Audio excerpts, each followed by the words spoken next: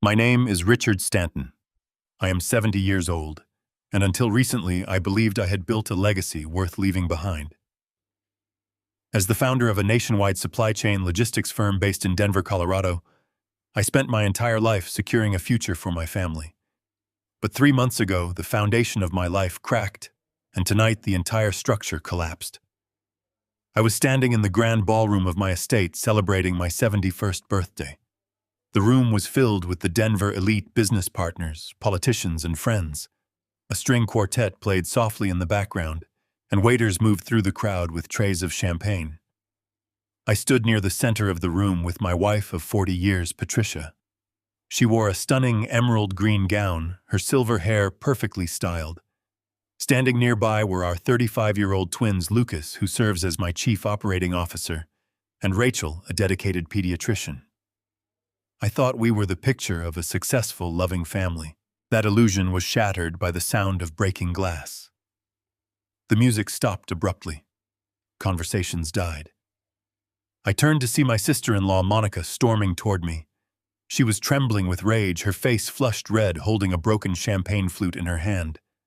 Before I could ask what was wrong, she lunged forward. Her hand swung through the air, and she slapped me across the face with everything she had. The impact echoed through the silent ballroom like a gunshot. The heavy diamond ring on her finger tore a jagged line across my cheek. I stumbled back, stunned by the sudden violence. Lucas and Rachel froze, staring in absolute disbelief. Patricia turned pale, her hands flying to her mouth. The entire room held its breath, waiting for my reaction. But Monica wasn't finished. She pointed a trembling finger at my face, her voice echoing in the dead silence.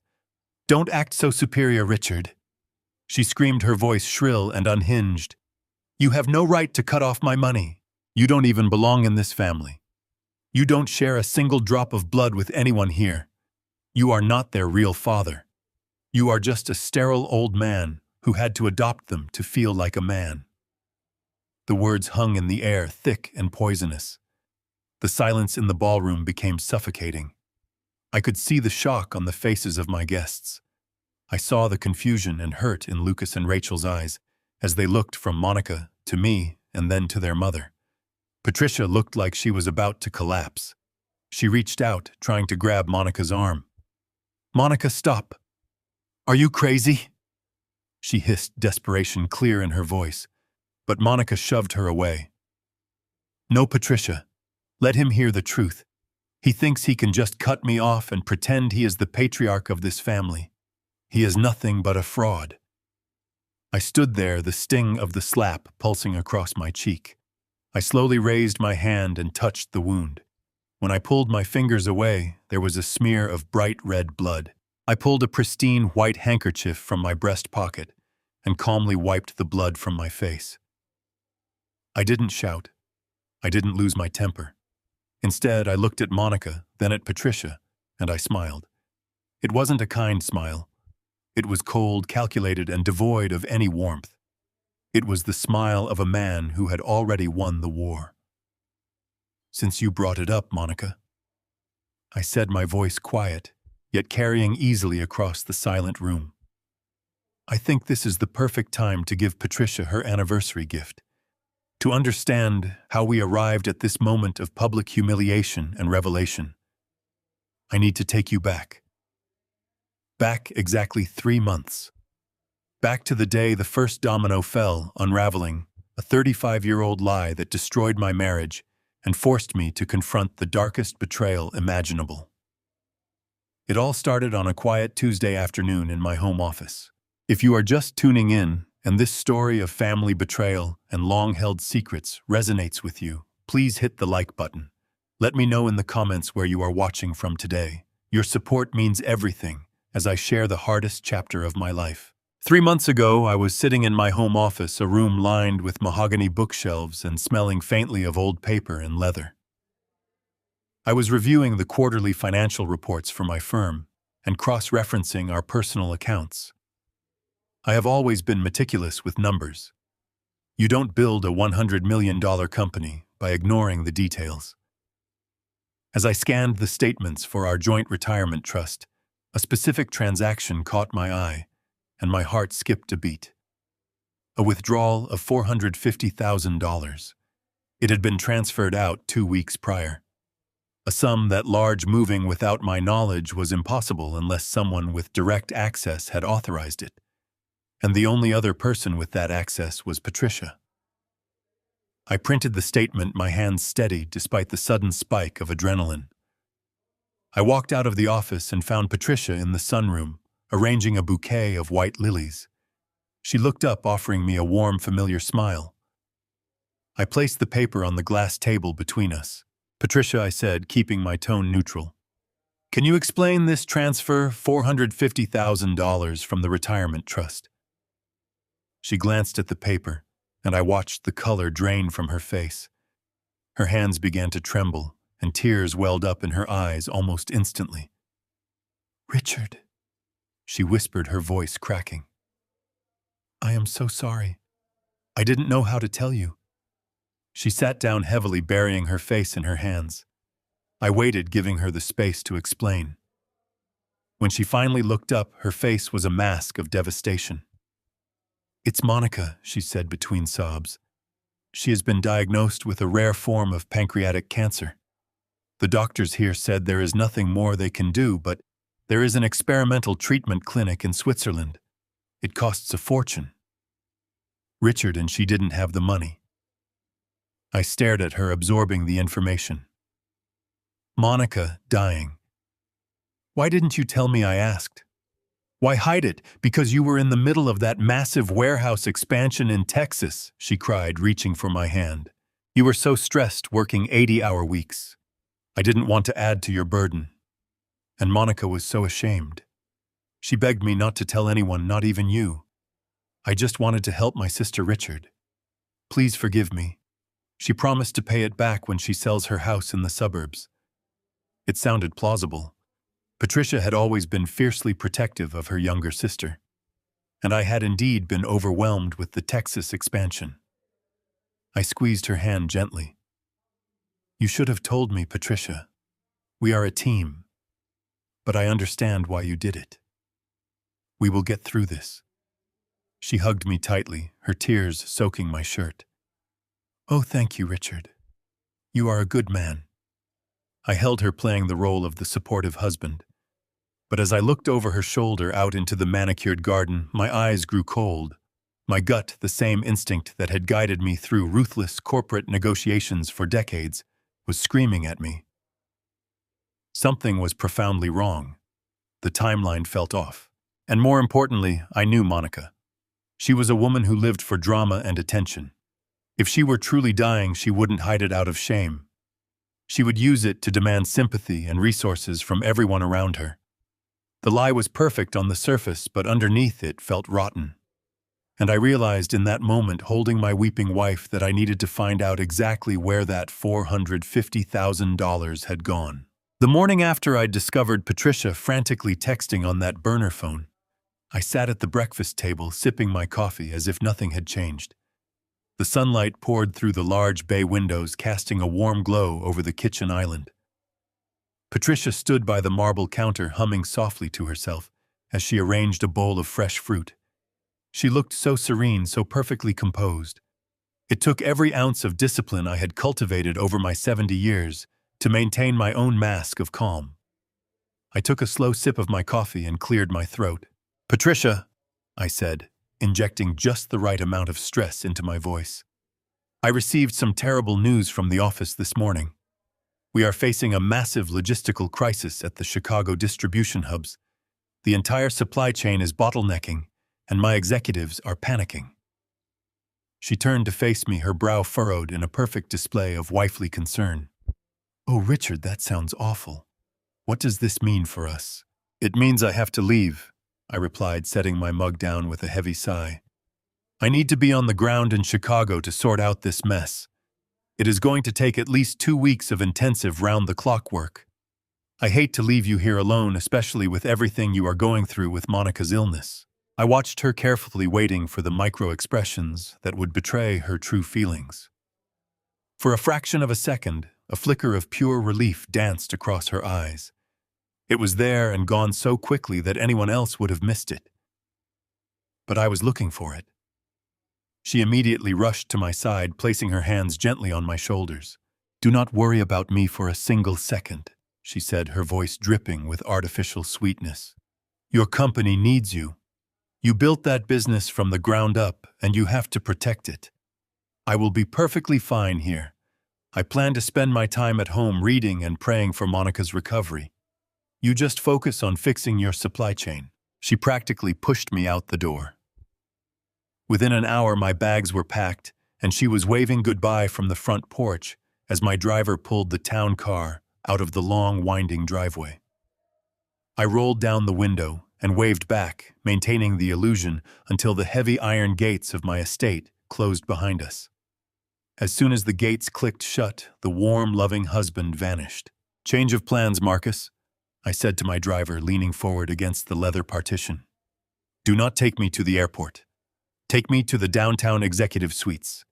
And please keep this detour strictly off the official logs." My driver, a man who had worked for me with absolute loyalty for 15 years, simply nodded and smoothly altered our route. I was not going to Chicago. I was going to war.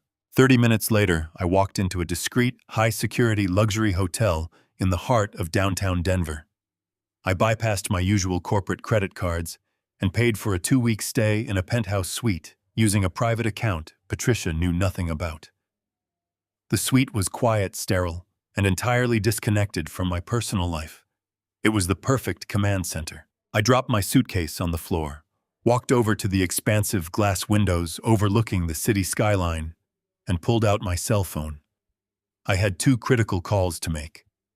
The first was to Harrison Reed, my most trusted corporate attorney. I instructed him to initiate a complete stealth audit of every single personal and business account tied to my name. I told him to look for shadows for ghost transactions and for anything that did not perfectly align with my authorized spending. My second call was far more dangerous. I dialed the direct line of Victor Cole. Victor was a private investigator, a former intelligence officer who specialized in high-stakes corporate espionage and discreet extractions. He was a man who operated in the gray areas of the law, retrieving information that was impossible to find through conventional means. "Mr. Stanton," Victor answered on the first ring, his voice low and gravelly. "It has been a while. How can I assist you?" "Victor, I have a hemorrhaging problem," I said coldly. $450,000 was recently wired out of my joint retirement trust. My wife claims it went to a medical facility in Europe for experimental treatments. I know for a fact that it did not. I need you to track that wire transfer. I want to know the exact account it landed in, who controls it, and where the money was spent. And Victor, I need this done yesterday. "Give me 48 hours, he replied simply, and the line went dead. For the next 2 days, I paced the floors of that hotel suite like a caged lion. I analyzed every memory of my marriage, pulling apart every conversation, every argument, and every tear Patricia had ever shed. I realized how masterfully she had manipulated my protective nature. I had been the provider, the shield, the man who handled the heavy lifting, so she could live a life of uninterrupted luxury. She had used my love as a blindfold. On the morning of the 3rd day, a sharp knock echoed through my suite. I opened the door to find Victor Cole standing in the hallway, holding a thick, unmarked manila folder. He stepped inside, his expression grim. "You were right, Mr. Stanton," Victor said, tossing the heavy folder onto the glass dining table. "The money did not go to Europe. It did not go to any hospital or medical research facility. The wire transfer was routed through 3 different shell corporations before finally landing in a private banking account in Nevada." I crossed my arms, feeling the tension radiating through my jaw. "Who owns the account?" "Monica Pierce," Victor stated flatly. "Your sister-in-law. But that is just the beginning. Monica is not sick. What she is a degenerate gambler. She owed hundreds of thousands of dollars to some very unsavory characters in Las Vegas. That $450,000 was used to clear her markers at 3 major casinos. Your wife bailed her out to keep her from getting her legs broken." Anger flared in my chest, hot and sharp. Patricia had stolen nearly $500,000 of my hard-earned money to pay off her sister's gambling debts, masking it behind a sickening lie about terminal cancer. It was a staggering betrayal. "I will freeze the accounts," I muttered, pacing the floor. "I will cut them both off completely." "I suggest you look at the rest of the file before you make any moves," Victor interrupted, his tone chillingly serious. "Because the casino debt is just the tip of the iceberg." I stopped pacing and stared at him. "What do you mean?" Victor opened the folder and spread dozens of bank statements across the glass table. When I traced the routing numbers, I found a secondary hidden account solely in Patricia's name. I went back through the transaction history. "Mr. Stanton, your wife has not just given Monica a one-time bailout. She has been making massive structured cash transfers to Monica every single month." I walked over to the table and looked at the highlighted numbers. $10,000 here. $25,000 there. The dates stretched back endlessly. "How far back does this go, Victor?" I asked, dread creeping into my voice. 35 years, Victor replied quietly. "The payments started exactly 35 years ago. It began as small amounts and has steadily escalated over the decades. This is not charity, Mr. Stanton. This is a payroll. Your wife is being blackmailed." I stood frozen, staring at the endless columns of numbers. 35 years. It was the exact age of my twins, Lucas and Rachel. The timeline hit me with the force of a freight train. Patricia had been paying Monica a fortune in silence year after year, hiding it beneath the complex financial web of my corporate success. She was terrified of Monica, and Monica was using that terror to fund her lavish, destructive lifestyle. What could she possibly be hiding that is worth millions of dollars in hush money?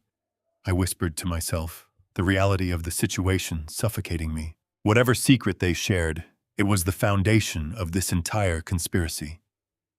I knew that I could not simply confront them. If I demanded answers, they would lie, manipulate, and destroy the evidence. I needed to hear it from their own mouths. I needed to catch them when they thought they were completely alone. I looked at the burner phone Victor had managed to pull records on. The midnight texts, the secret meetings. I realized what I had to do. I had to go back into my own house, a house I paid for, a house that had become a den of thieves. I needed to turn their safe haven into a trap. I looked at Victor, my decision cemented in stone. The time for observation was over. It was time to place the microphone.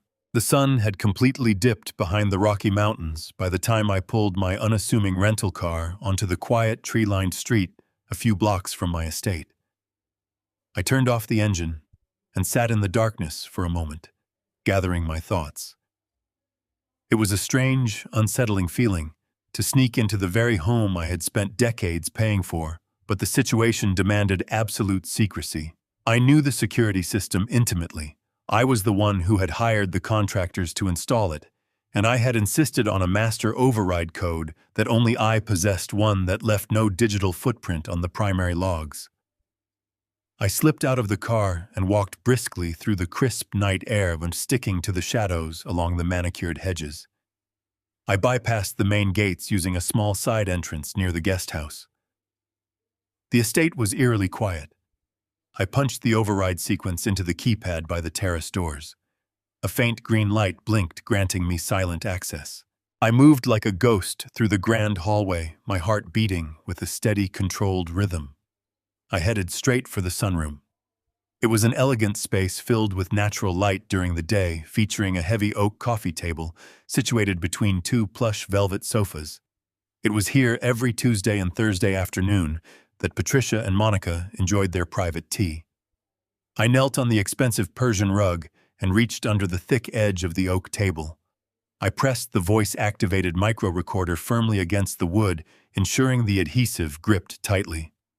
It was practically invisible, a tiny black square no larger than a postage stamp capable of transmitting crystal-clear audio directly to the encrypted receiver in my hotel room. I activated the device, double-checked my surroundings, and silently retraced my steps out of the house.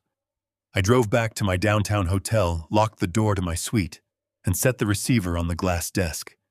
Now, there was nothing left to do but wait for the trap to spring. The next 2 days were an exercise in supreme psychological endurance. I maintained my facade, logging into video conferences with my executives, barking orders about the fictional supply chain crisis in Chicago, and sending brief, affectionate text messages to Patricia to keep her comfortable in her lie. Every time I looked at the receiver on my desk, it remained silent and unblinking. I drank black coffee, reviewed corporate contracts, and forced myself to remain patient. A hunter cannot rush the prey. Then on the afternoon of the third day, a sharp metallic hum broke the silence of the hotel suite. A bright green light began pulsing on the receiver. I set down my pen, my pulse quickening, and picked up the high-fidelity earpiece. I pressed it into my ear and adjusted the volume. The audio was remarkably clear. I could hear the faint, delicate clinking of porcelain teacups against saucers. I heard the rustle of fabric, and then the undeniable sound of Monica's voice. "I am telling you, Patricia, it is not enough," Monica complained, her tone dripping with arrogant entitlement. "The casino managers are getting impatient. I need another $2 million by the end of the month, or they are going to start looking into my assets." I heard Patricia let out a shaky, desperate breath. "Monica, you have to lower your voice. The staff might hear you, and I cannot simply move $2 million right now." "Are you out of your mind? Richard is busy with the Chicago crisis, but he is not blind. Moving the $450,000 was terrifying enough. I had to invent a terminal illness just to keep him from auditing the retirement trust." "That is your problem, not mine." Monica snapped back, the clink of her cup hitting the saucer, sounding like a gunshot in my ear. "You have access to his corporate accounts. You have his passwords. Figure it out, Patricia. I am not going down for this debt while you sit here playing the wealthy, devoted wife in a $50 million mansion." "I cannot do it by Friday," Patricia pleaded, her voice cracking with genuine panic. "Please, Monica, just give me a little more time. If Richard catches me transferring that kind of money, he will freeze everything. He will throw me out. If you do not wire that money by Friday," Monica said, her voice dropping into a venomous, lethal whisper, "I am going to call Richard myself. I will tell him the absolute truth about the twins. I will tell him you were never infertile, Patricia. I will tell him everything." The blood in my veins turned to ice. I stopped breathing. I stood frozen in the center of the hotel room, pressing the earpiece deeper into my ear, praying I had misunderstood the vile words coming through the speaker. But the tape continued to roll, unraveling the very fabric of my existence. "You wouldn't dare," Patricia sobbed, the sound pathetic and broken. "That would destroy all of us. You promised you would take that secret to the grave." "I promised to keep quiet as long as I was compensated," Monica replied coldly. 35 years, Patricia. For 35 years, I have kept my mouth shut while you lived like a queen. You took my fiancé. You slept with him while your precious, hard-working Richard was flying across the country, building his little empire. And when you got pregnant with those twins, I helped you cover it up. I helped you orchestrate that entire fake private adoption, so Richard would think he was rescuing 2 poor orphans, never knowing he was raising the bastard children of the man you stole from me. I collapsed into the desk chair, my vision swimming. My lungs burned as I gasped for air. Lucas and Rachel, my beautiful, brilliant children, the twins I had rocked to sleep, whose skinned knees I had bandaged, whose college tuitions I had proudly paid. They were the product of my wife's affair with her sister's fiancé. The entire foundation of my family was a monstrous, meticulously engineered lie. Patricia had played the tragic, infertile wife to absolute perfection, manipulating my deep desire for a family into adopting her own illicit children. And Monica had used that devastating truth to bleed my finances dry for over 3 decades. I wanted to scream. I wanted to hurl the receiver against the wall and shatter it into 1,000 pieces. But I remained perfectly still as Patricia's voice came back over the transmission, chilling me to my core. "You will get your money, Monica," Patricia said, her tone suddenly devoid of tears, replaced by a dark, sinister calm. "Just wait a little longer. You do not need to worry about Richard cutting us off. I have already set a plan in motion to take everything." "What plan?" Monica asked, her voice laced with skepticism. "I paid a doctor to diagnose him with dementia," Patricia replied smoothly. "Once he is locked in a home, I control his empire." It was time for war. The morning sun streamed through the bay windows of our dining room. I sat sipping my black coffee, the bitter taste grounding my thoughts. Patricia hummed a soft melody as she poured orange juice, her face a mask of domestic tranquility. Knowing what I knew now, her calm demeanor was utterly terrifying. I set my mug down with a deliberate thud. She paused, her brow furrowed in a practiced expression of wifely concern. "I need to leave for Chicago immediately," I announced, keeping my voice steady. "We are facing a severe supply chain crisis at the Midwest distribution hub. If I do not get on the ground and take control, we stand to lose major contracts. It will take at least 2 weeks to stabilize the network." I watched her eyes carefully. A master manipulator thrives in the shadows, but they always reveal themselves in micro-expressions.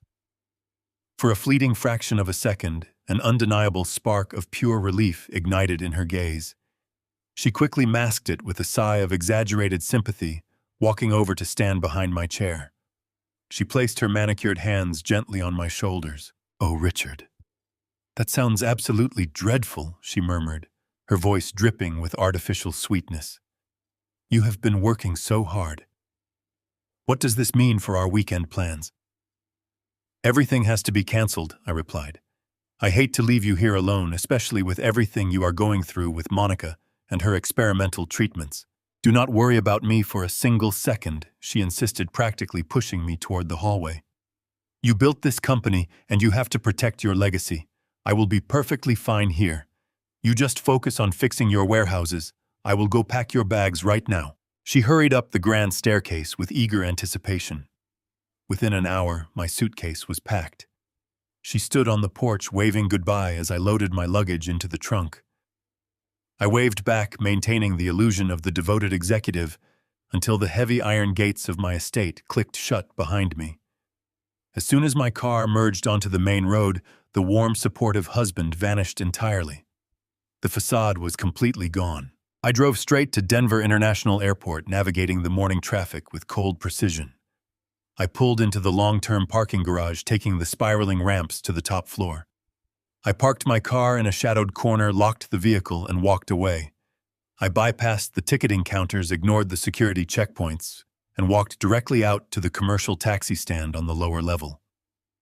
I climbed into the back of a waiting taxi cab and gave the driver a specific address in the heart of downtown Denver. I was not going to Chicago. I was going to war. 30 minutes later, the cab dropped me off in front of a discreet, high-security luxury hotel. It was the kind of establishment favored by elite executives, a place where privacy was the absolute highest priority. I bypassed my personal credit cards, knowing Patricia might have found a way to monitor my alerts. Instead, I paid for a 2-week stay in a penthouse suite using a secure corporate account that only I controlled. The concierge handed me the keycard with a respectful nod, asking absolutely no questions. The penthouse was expansive and devoid of the suffocating memories that haunted my own home. I dropped my suitcase near the heavy oak desk and looked out over the sprawling city. Somewhere out there, my wife was celebrating her newfound freedom, believing she had just bought herself 2 full weeks to execute whatever sinister plot she and Monica were brewing.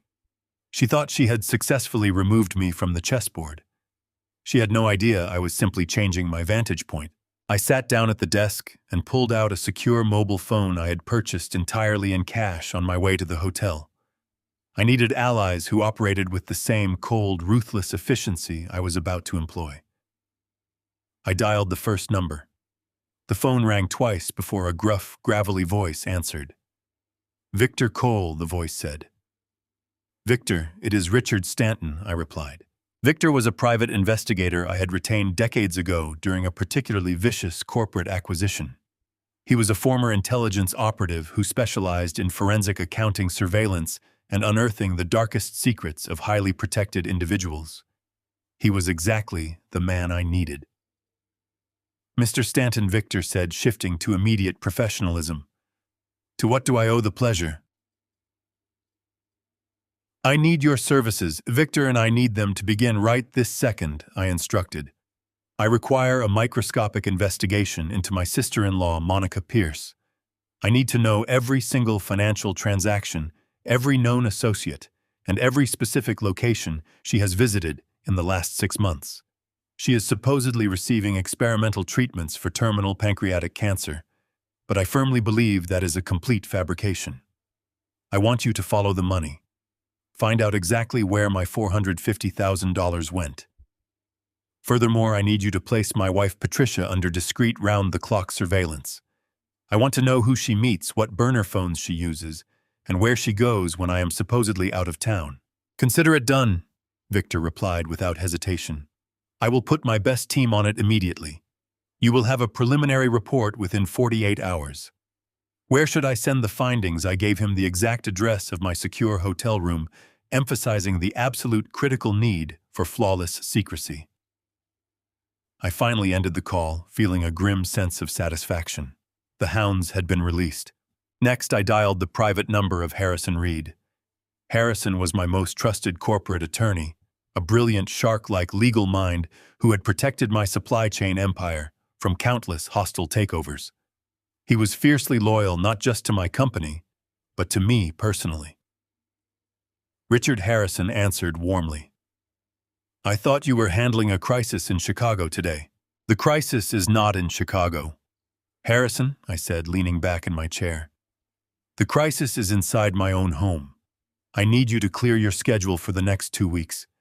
We have a massive, unprecedented situation on our hands. His tone instantly turned deadly serious.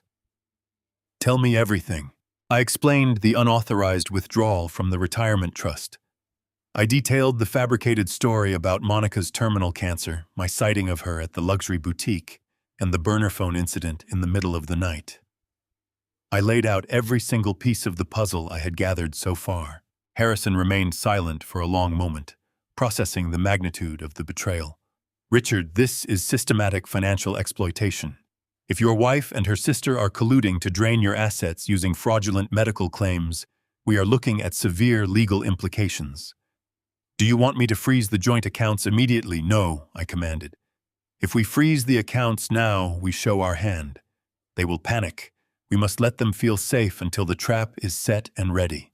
Harrison agreed to my terms, promising to quietly monitor the financial arteries of my enterprise without triggering any internal alarms. I hung up the secure phone and placed it gently on the heavy mahogany desk. The silence of the penthouse suite was absolute, a stark contrast to the storm raging inside my mind. I spent the next 48 hours trapped in a state of suspended animation. I paced the length of the suite, staring out at the jagged peaks of the Rocky Mountains, in the distance reviewing corporate documents I barely comprehended. Every passing hour felt like a physical weight pressing down on my chest. I had built a logistics empire by moving decisively, but now I was forced to wait in the shadows. Finally, on the afternoon of the third day, a sharp knock echoed through the quiet room. I opened the heavy wooden door to find Victor Cole standing in the hallway. He held a thick, unmarked manila folder under his left arm. His expression was entirely unreadable, a blank mask of absolute professionalism. "Come in, Victor," I said, stepping aside to let him enter. He walked straight to the glass dining table in the center of the suite and tossed the heavy folder down. It landed with a dull, authoritative thud. "You were right, Richard." Victor stated, his voice a low, gravelly rumble. He did not bother with pleasantries or useless small talk. The $450,000 did not go to any medical facility in Europe. The funds were meticulously layered to hide their true destination. The money was moved from your joint retirement trust into a domestic holding account. From there, it was immediately wired through 3 different international shell corporations before finally bouncing back into the United States. It was deliberately designed to look like a complex payment to a European medical research facility, complete with fabricated invoice numbers perfectly matching a legitimate clinic in Zurich. But that is exactly where the sophisticated illusion ends. He pushed a brightly highlighted document across the smooth glass table toward me.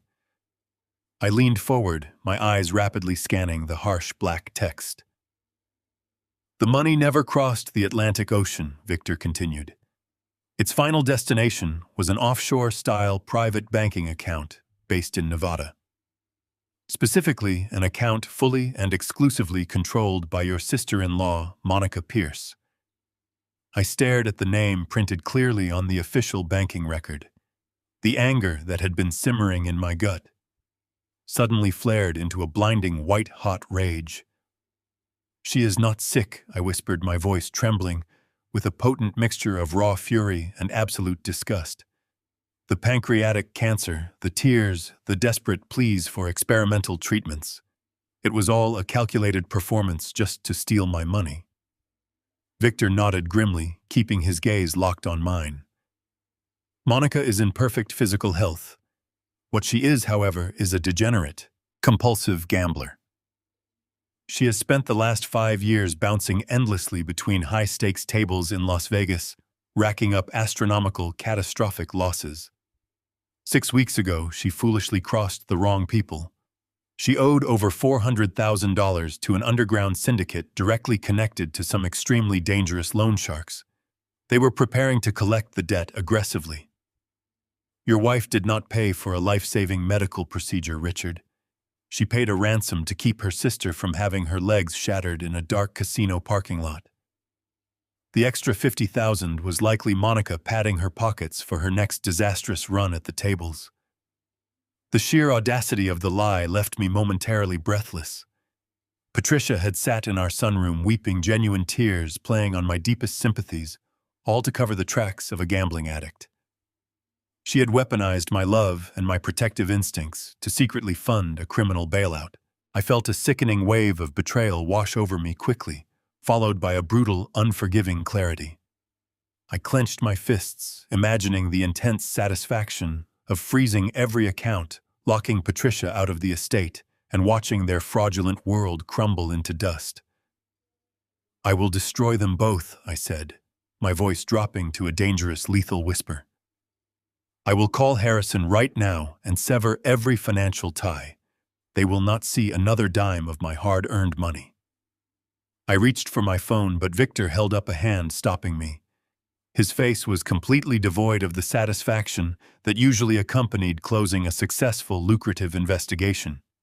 He looked deeply troubled, a rare emotion for a man who dealt exclusively in human ruin. "Do not make that call yet," Richard, Victor said softly. "The casino debt is egregious, but it is just a symptom of a much deeper, older infection." I did not stop digging when I successfully found the hidden Nevada account. The complex routing of that wire transfer made me incredibly curious. I wanted to see if this was an isolated incident or part of a firmly established pattern. I utilized my back channels to access Patricia's historical banking records, pulling data from accounts she discreetly opened decades before you merged your primary trusts. Victor reached into his battered leather briefcase and slowly produced a second, much older stack of documents.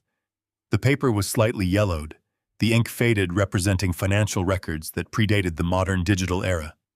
He spread them out next to the recent casino wire transfers, forming a timeline that stretched far back into the distant past. I looked down at the neatly arranged rows of numbers, my eyes carefully tracing the chronological progression. There were monthly withdrawals, consistent and methodical, transferring substantial sums of capital from Patricia directly into Monica's absolute control. The amounts increased gradually over the years, adjusting seamlessly for inflation and greed. "How far back do these payments actually go?" I asked, feeling a cold, suffocating dread wrap tightly around my throat. Victor looked me directly in the eyes. 35 years, Richard. The payments began exactly 35 years ago. This is not a sudden bailout. This is a permanent payroll. Your wife is being blackmailed." The revelation struck me with devastating physical force. 35 years. I repeated the words aloud, letting the sheer magnitude of the time frame settle deeply into my consciousness. I walked away from the table, moving slowly toward the floor to ceiling windows. The bustling city of Denver stretched out far below me, bathed in the bright afternoon sunlight, completely oblivious to the fact that my entire reality was currently collapsing. I pressed my hot forehead against the cool glass. 35 years ago, Patricia and I were newly married. I had just launched the very first supply chain route, operating entirely out of a tiny leased warehouse. We had absolutely nothing, but we had big dreams. We were actively trying to start a family.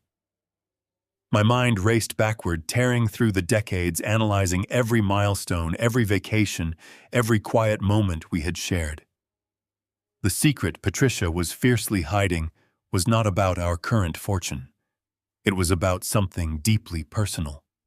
It was about the very core of our existence. I turned back to face Victor. I absolutely needed the complete truth. I thanked Victor for his exceptional work, instructing him to maintain his vigilant surveillance on Patricia, but to remain entirely out of sight. Once the heavy hotel door clicked shut behind him, the suffocating reality of my situation crashed down upon me with terrifying weight. 35 years of marriage, 35 years of shared holidays, family dinners and quiet mornings, all built on top of a rotting foundation of relentless extortion. Financial records, no matter how detailed or highly incriminating, were ultimately just numbers on a page. They could tell me exactly when the money moved and where it went, but they could never tell me why. They could not reveal the dark, festering secret that gave Monica the power to siphon millions from my family. If I confronted Patricia now, she would simply invent another masterful lie. She had proven her exceptional talent for theatrical deception when she wept over her sister's fictional cancer. I could not rely on her to suddenly discover a moral compass. I needed to hear the confessions straight from the source.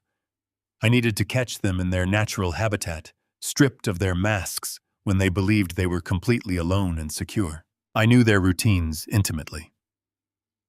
Every Tuesday and Thursday afternoon, without fail, Patricia and Monica observed a strict ritual. They would gather in the sunroom at the back of our estate, sipping imported teas and whispering for hours. That room was their sanctuary, their private domain where the servants were explicitly instructed not to disturb them. If they were going to discuss the blackmail, if they were going to argue over the stolen $450,000, it would happen exactly there. That evening, under the cover of a moonless, overcast sky, I initiated my plan. I left the luxury hotel wearing dark, unassuming clothing, trading my tailored suit for a simple black jacket and jeans. I did not take a cab, nor did I request my usual town car. Instead, I had Victor arrange an anonymous mid-range rental sedan, completely untraceable to my name. I drove out of the bustling downtown district, the neon lights of the city gradually giving way to the quiet, sprawling darkness of the affluent suburbs. The drive to my own home had never felt so alien, so deeply unsettling. I was a trespasser in the life I had financed and built. I parked the rental car on a shadowed, tree-lined side street 3 blocks away from my estate. The night air was bitterly cold, biting through my jacket as I walked the remaining distance. My footsteps were silent on the damp pavement. As I approached the towering wrought iron gates of my property, a wave of profound sorrow washed over me quickly, hardened by cold, calculated resolve. This was no longer my sanctuary. It was a hostile environment, a crime scene that I needed to infiltrate. I did not use the main gates. I knew the security system better than the perimeter guards did. I was the one who had meticulously reviewed the blueprints with the security contractors, identifying every potential vulnerability to protect my family. Now I was exploiting those very vulnerabilities. I moved swiftly along the dense, meticulously trimmed hedges that bordered the eastern perimeter, slipping through a narrow service gate typically used by the landscaping crew. The sprawling grounds were eerily silent, illuminated only by the faint, elegant glow of the landscape lighting. I navigated the familiar stone pathways, my heart hammering a steady, relentless rhythm against my ribs. I approached the rear terrace, crouching low beneath the expansive bay windows of the dining room. My hands were steady as I reached the hidden security panel concealed behind a decorative stone planter.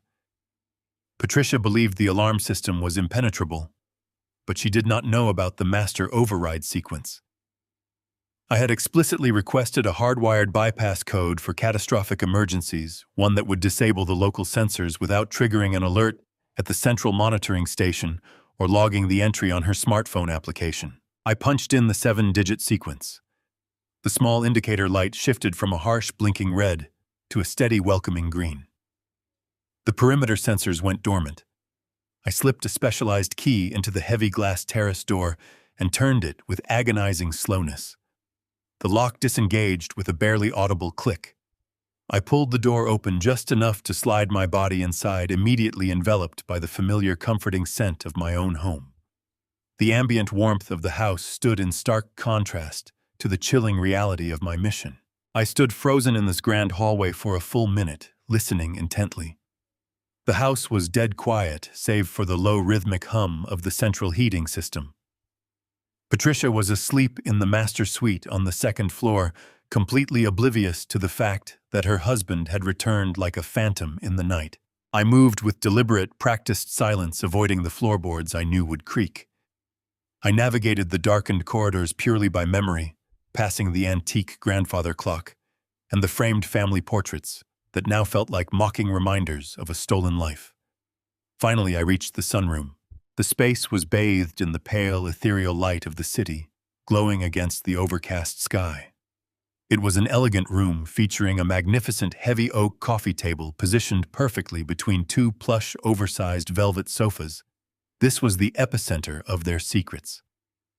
I knelt on the expensive Persian rug, pulling a tiny, sophisticated device from my jacket pocket. It was a military-grade voice-activated micro-recorder, no larger than a standard postage stamp. It was equipped with an advanced directional microphone capable of picking up a whisper from across the room, and a transmitter powerful enough to securely beam the encrypted audio directly to the receiver sitting on my hotel room desk. I ran my fingers along the underside of the heavy oak table, finding a recessed groove near the center pedestal. I peeled the backing off the industrial adhesive and pressed the device firmly into the wood. I held it there for 30 agonizing seconds, ensuring it was permanently secured and completely invisible from any normal angle. I activated the power switch, noting the brief microscopic flash of a blue indicator light confirming the connection. The trap was set. I retraced my steps with the same meticulous caution, moving backward through the silent house. I slipped out the terrace doors, carefully locking them behind me, and reset the entire perimeter security system. The green light flipped back to a menacing red. I disappeared into the shadows of the garden, navigated the service gate, and walked the 3 blocks back to my hidden rental car. By the time I turned the ignition, my hands were slick with cold sweat, but my mind was remarkably clear. I drove back to the downtown hotel, leaving the treacherous illusion of my marriage behind me. When I returned to the sterile safety of my penthouse suite, it was nearly 4 a.m. I placed the audio receiver on the desk, attached the earpiece, and waited for the sisters to speak. The next 48 hours were an agonizing exercise in psychological endurance. I remained isolated inside the penthouse suite, pacing the thick carpets, while the city moved obliviously below. I ordered room service that I barely touched, and drank countless cups of black coffee. My entire existence was reduced to staring at the small audio receiver resting on the mahogany desk. I had built a nationwide logistics empire by acting decisively, but now I was utterly powerless, waiting in the shadows. I maintained the illusion of my Chicago business trip. I sent Patricia brief text messages from my secure phone complaining about supply chain bottlenecks. She replied with devoted encouragement, assuring me she was perfectly fine and praying for her sister. Reading her fabricated devotion made my stomach turn. Every sweet word was a calculated layer of deception designed to keep me blind. Tuesday afternoon finally arrived. The sky outside was a dull gray, mirroring the heavy dread settling in my chest. At precisely 2 o'clock, the exact time Patricia and Monica gathered for their tea, the receiver on my desk emitted a sharp click. A green indicator light began to pulse. My heart hammered against my ribs. I sat down heavily in the desk chair and pressed the earpiece into my right ear. The audio transmission was incredibly crisp. I could hear the faint hum of the sunroom's ventilation system, followed by the sound of the heavy wooden doors sliding shut. Footsteps tapped against the hardwood floor before transitioning to the muffled thud of the Persian rug. I heard the clinking of porcelain teacups being set down on the oak coffee table right above my hidden microphone. For a few agonizing moments, there was only the sound of liquid being poured and spoons stirring. Then Monica spoke. Her voice was not the weak, raspy whisper of a woman dying of pancreatic cancer. It was sharp, entitled, and brimming with aggressive impatience. "I am telling you right now, Patricia, the $450,000 was not enough." Monica snapped, the sound of her teacup hitting the saucer echoing loudly in my ear. "You need to pull another $2 million by the end of this month." I heard Patricia gasp, a wet, trembling sound of absolute panic. $2 million, she hissed, her voice dropping to a frantic whisper. "Are you completely out of your mind? I just drained nearly $500,000 from the joint retirement trust. I had to sit in this very room, look my husband in the eyes, and invent a terminal illness to justify the withdrawal. I cannot simply make $2 million vanish without him noticing." "That is your problem to solve, not mine," Monica countered ruthlessly. "The people I am dealing with in Las Vegas are not corporate bankers. They do not care about excuses. The initial payment barely covered the interest on my markers. The debts are piling up again, and the syndicate managers are running out of patience. If they do not see a massive wire transfer by Friday, they are going to start liquidating my assets. And by assets, I mean they are going to start breaking bones." "You promised me that the last transfer would be the end of it." Patricia sobbed, the desperation in her voice raw. "You promised you would stop gambling. You are going to destroy everything I have built here." Richard is already stressed with his company. He had to fly to Chicago because of a massive crisis. If I initiate a $2 million wire transfer while he is supposedly fighting corporate fires, it will trigger an automatic security audit. He will trace it. "So use one of your hidden accounts," Monica demanded dismissively. "You have been siphoning his wealth for decades. Do not pretend you do not have a private reserve tucked away." "I do not have $2 million in liquid cash sitting in a shadow account," Patricia cried out. "Everything is tied up in structured investments to avoid tax alarms. You do not understand how carefully I have to manage this. Richard is not a fool. He understands financial patterns better than anyone. I am terrified that he is already starting to ask questions. I saw the way he looked at me before he left. It was different. If he catches me transferring this money, he will freeze every account. He will throw me out on the street with nothing.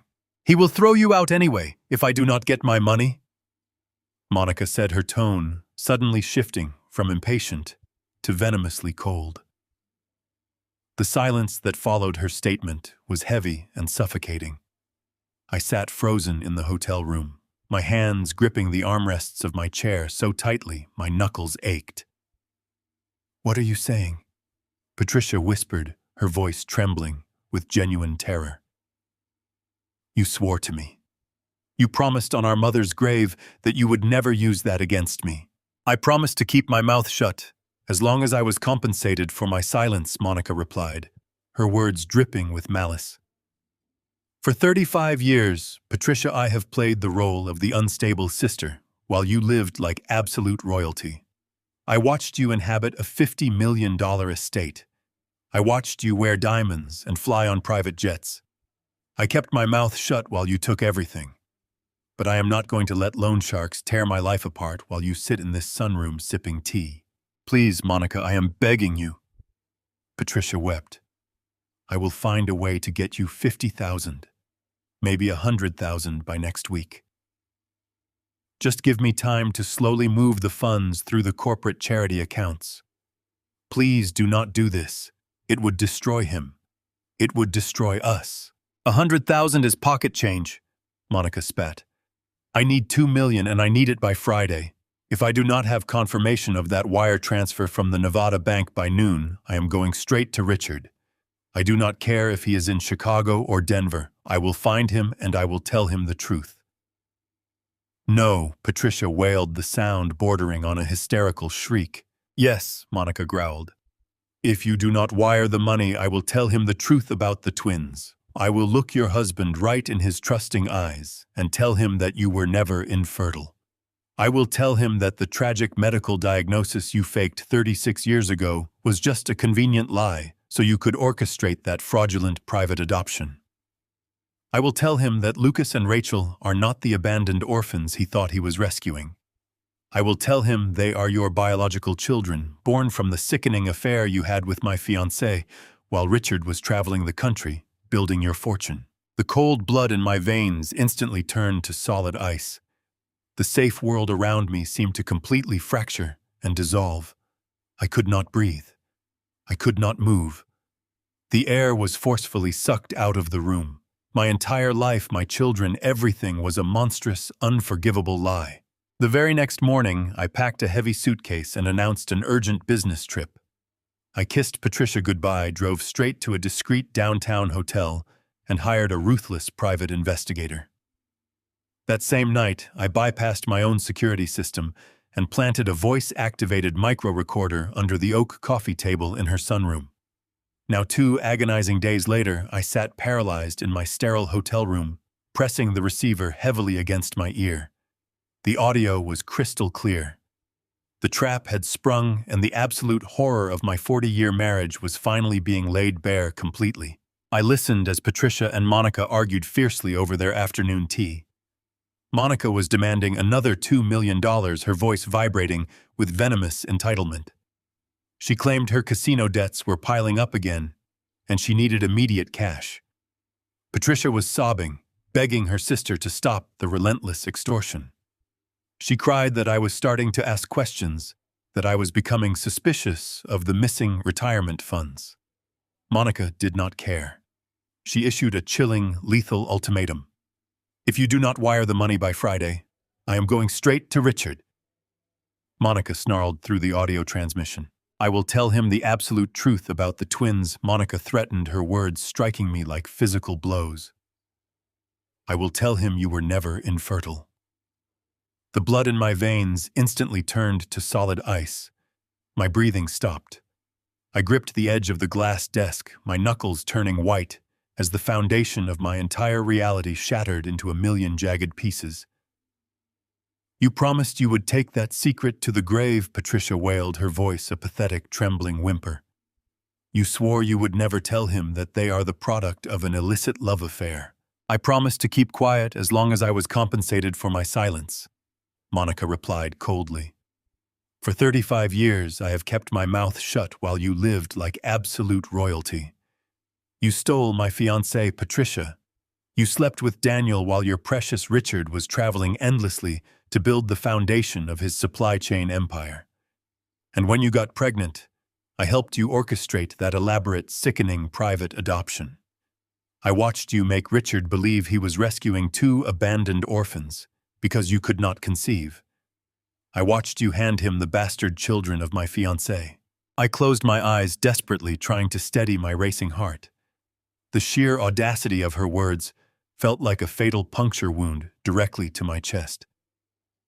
35 years ago, I was working grueling 18-hour days, sleeping on concrete warehouse floors, pouring every ounce of my energy into building a secure future for my wife. I had sacrificed my youth and my health to protect her.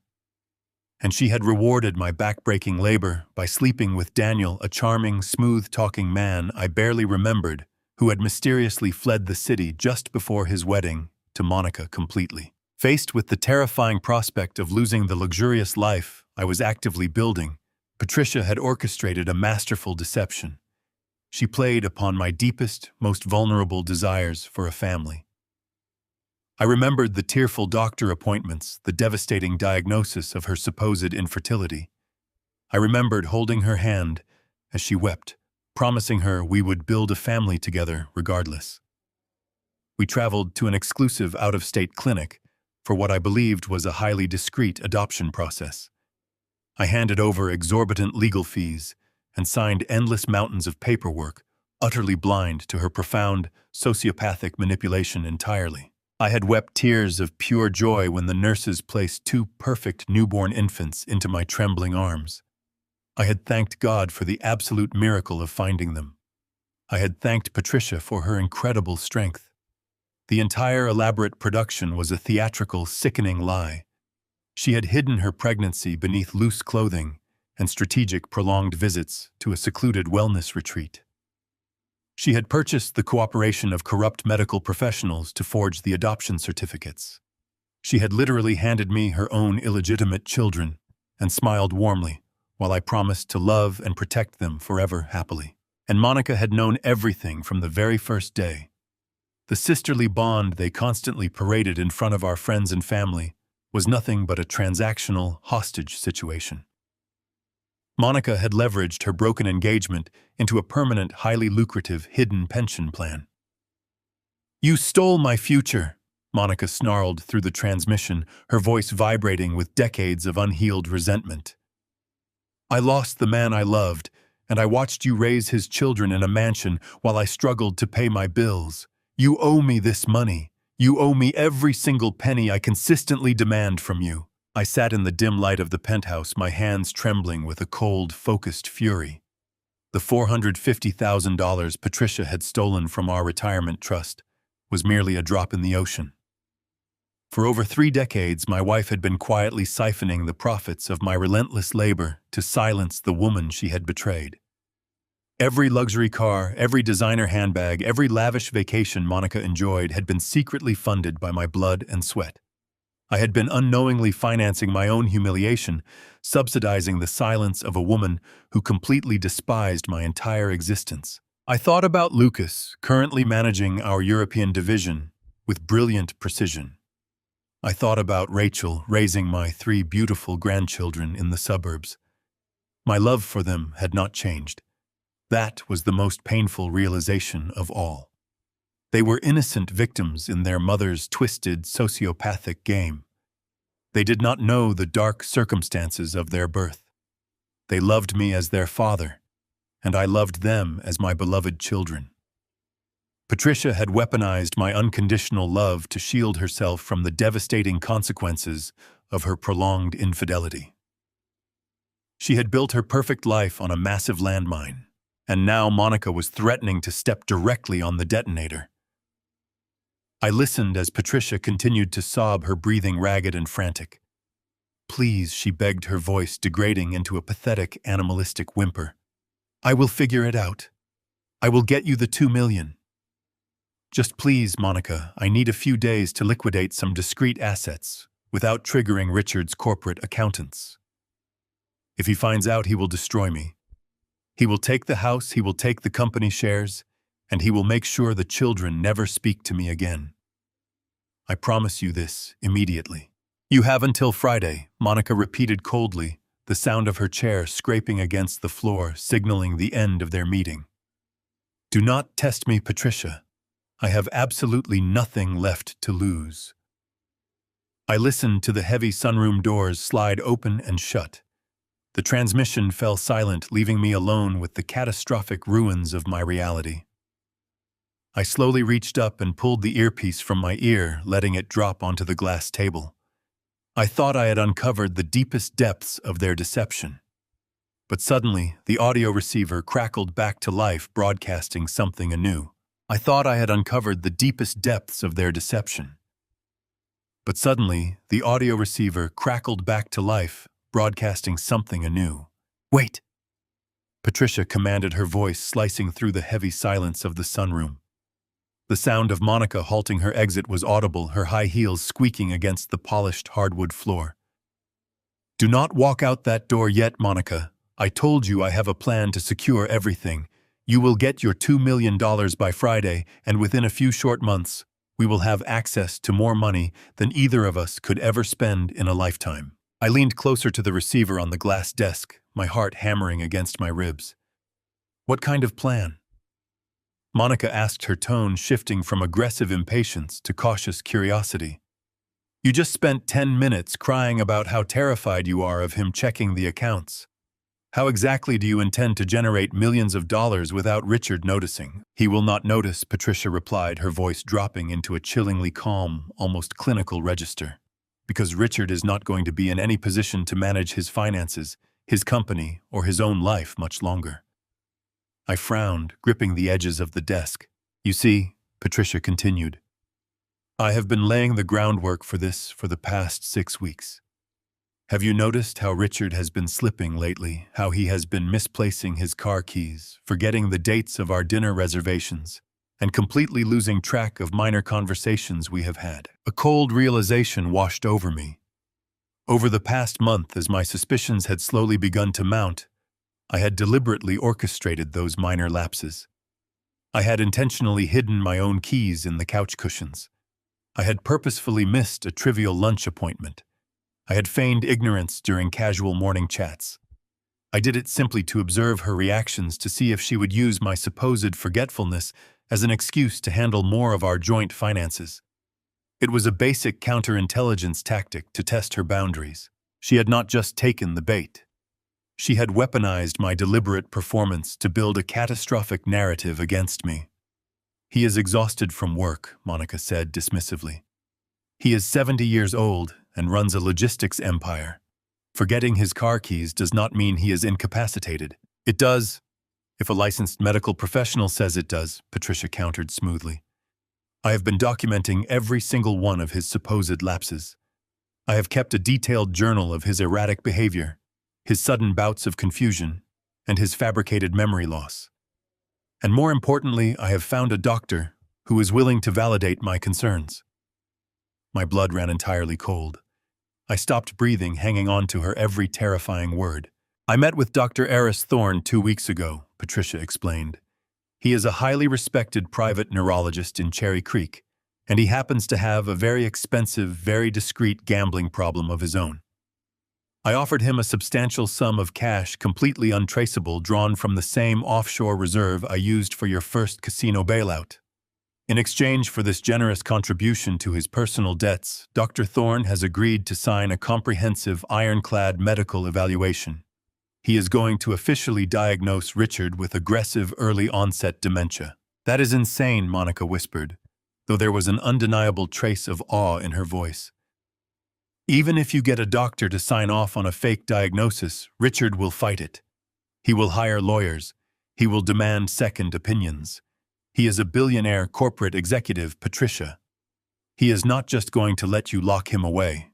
He will not have a choice in the matter, Patricia stated, her tone radiating pure sociopathic confidence. The medical directive Dr. Thorne is preparing is designed for emergency intervention. It categorizes Richard as an immediate severe danger to himself and to his massive corporate holdings. By the time I activate the medical power of attorney I secretly had drafted by a corrupt notary, Richard will be legally powerless. I am going to have him forcibly committed to the Silver Pines facility. It is a highly exclusive, heavily restricted memory care center nestled deep in the mountains. The monthly fees are astronomical, but the privacy is absolute. Once he is checked in as a high-risk dementia patient, his access to the outside world will be completely severed. No cell phones, no internet, no unscheduled visitors, and absolutely no communication with his corporate attorneys. I stared blankly at the wall of my penthouse suite, the sheer brutality of her master plan threatening to completely crush my sanity. She was not merely planning to steal my money. She was plotting to erase my existence. She intended to lock me inside a gilded cage, trapped in a medical nightmare, stripped of my freedom, my mind legally declared broken while I was entirely lucid. And once he is locked away, Monica asked, fully invested in the sinister scheme. What happens to the money? Once he is legally declared incapacitated, I assume total undisputed control of his entire estate, as his devoted wife and designated medical proxy, Patricia explained calmly. But I will not stop there. I am not going to merely manage his assets. I am going to initiate an immediate hostile takeover of his entire supply chain corporation. He owns a $100 million logistics empire, Monica. The moment I have the legal authority, I am going to fire his loyal board of directors.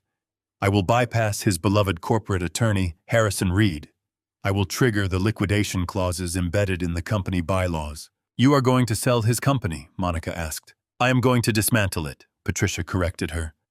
I will sell off the warehouses, the transportation fleets, and the international distribution hubs to the highest corporate bidders. We will completely dissolve his life's work, convert the massive physical asset sets into liquid capital, and funnel the cash directly into a complex network of offshore holding companies that neither the government nor his children will ever be able to trace. By the time anyone figures out what I have done, the money will be gone. Richard will be rotting in a mountain asylum, and you and I will have unlimited freedom. The silence that followed this monstrous declaration was deafening. Even Monica seemed temporarily silenced by the sheer magnitude of the destruction her sister was planning. I will get you your $2 million by Friday, Patricia promised, sealing the dark pact. I will risk transferring the funds from the corporate charity accounts. I will bury the transaction under layers of operational expenses. But you must remain patient. You must keep your mouth shut about the twins. You must let me execute this plan flawlessly. Because once Richard is out of the picture, we will never have to worry about debt or hiding or begging for money ever again. I understand, Monica replied finally. Just make sure the wire transfer hits my account by Friday noon. I will not call him. You handle the doctor. I will handle the casino syndicate. I listened as the heavy oak doors of the sunroom finally slid open and shut. The microphone captured the fading sounds of their footsteps, retreating down the hallway, followed by the absolute dead silence of my empty mansion. I sat in the desk chair for a long, immeasurable moment. The audio receiver continued to emit a faint static hiss. I reached up slowly and pulled the earpiece from my ear, placing it down on the glass surface. My hands were no longer trembling. The profound, suffocating grief that had nearly broken me when I learned the devastating truth about my children was completely gone. The sorrow of losing a 40-year marriage evaporated into the sterile air of the hotel room. There was no room left for sadness. There was no space remaining for heartbreak or self-pity or despair. Every trace of the loving, protective husband I had been for 4 decades died in that exact instant. The man who had financed her luxurious life, who had adopted her illicit children, who had built a $100 million empire to secure her happiness, simply ceased to exist. In his place emerged something entirely different. The sadness morphed rapidly into a cold, calculating, and utterly merciless fury. Patricia thought she was dealing with an aging, clueless executive slipping into cognitive decline. She believed she had outsmarted a vulnerable old man. She had fundamentally forgotten how I built my empire in the first place. I did not amass a $100 million fortune by being weak, forgiving, or blind. I built it by systematically identifying threats, analyzing their weaknesses, and completely obliterating them from the board. I stood up from the desk, my posture straightening, my mind operating with terrifying clarity. Patricia and Monica had laid out their entire battle plan on a silver platter. They had given me their timelines, their methods, and the names of their corrupt accomplices. They had handed me the exact weapons I needed to orchestrate their absolute destruction. I picked up my secure mobile phone and stared at the dark screen. The time for gathering evidence was officially over. It was time to burn their fraudulent world to the ground. I stared at the dark screen of my secure mobile phone, my thumb hovering just millimeters above the calling application. The adrenaline that had surged through my veins during the horrific recording was slowly beginning to recede, leaving behind an incredibly heavy, suffocating silence in the penthouse suite. I lowered my hand and placed the phone back onto the smooth glass surface of the mahogany desk. Before I could wage a war against the women who had conspired to destroy my existence, I needed to process the catastrophic collateral damage of their deception. I needed to confront the most agonizing truth of all. The children. I reached into my jacket pocket and pulled out my personal leather wallet. With trembling fingers, I slid out a worn, slightly faded photograph I had carried with me for over 3 decades. I turned off the harsh overhead lamp, plunging the room into a deep, comforting darkness, illuminated only by the sprawling city lights of Denver glowing softly through the expansive floor-to-ceiling windows. I held the photograph up to the pale light, staring intently at the two smiling faces that had always been the absolute center of my universe. On the left side of the picture was Lucas. He was 22 in this image, standing proudly in his university graduation gown. Today, he was a brilliant, highly driven executive serving as the chief operating officer of my European division. He possessed a sharp, analytical mind, navigating complex international supply chain logistics with the exact same ruthless efficiency I had utilized to build the company. On the right side stood Rachel. She had always been the compassionate soul of our family. Now a dedicated, fiercely intelligent pediatrician, she spent her days saving the lives of fragile infants in a prominent metropolitan hospital. She had given me 3 beautiful grandchildren, filling my later years with an indescribable, profound joy. I traced the outline of their faces with my thumb.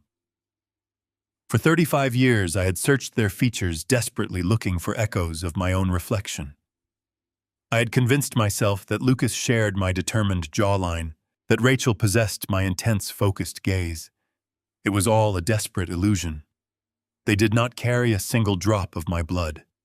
They were the biological product of a smooth-talking coward named Daniel, a man who had fled the city and abandoned his responsibilities. Patricia had manipulated my deepest longing for a family, presenting me with the physical evidence of her betrayal and calling it a miracle of adoption. A fresh wave of nausea washed over me as I pictured Patricia holding those innocent infants, wrapping them in a sickening web of lies from the very moment they took their first breaths. She had used them as a permanent insurance policy, a human shield to guarantee her luxurious lifestyle and secure her unquestioned position within my empire. Monica had watched from the shadows, viewing my precious children not as family, but as a highly lucrative blackmail commodity. To them, Lucas and Rachel were simply tools for extortion. But what were they to me? I closed my eyes, allowing the memories of the past 3 decades to wash over my fractured mind. I remembered the terrifying nights pacing the nursery floor, holding a feverish Lucas against my chest, praying to God to take away his pain. I remembered running alongside Rachel's bicycle, completely terrified to let go of the seat, and the immense pride that swelled in my heart when she finally pedaled away on her own. I remembered the grueling hours sitting at the kitchen table, patiently explaining complex mathematical equations, and the overwhelming tears of joy I wept when they walked across their respective graduation stages. Daniel might have provided the biological material, and Patricia might have carried them in her womb, but I was the one who had stayed awake through the nightmares. I was the one who had taught them the fundamental values of integrity, hard work, and unyielding honor. I had bandaged their scraped knees, mended their broken hearts, and provided the secure, loving foundation that allowed them to flourish into extraordinary adults. The agonizing realization hit me with the force of a physical revelation.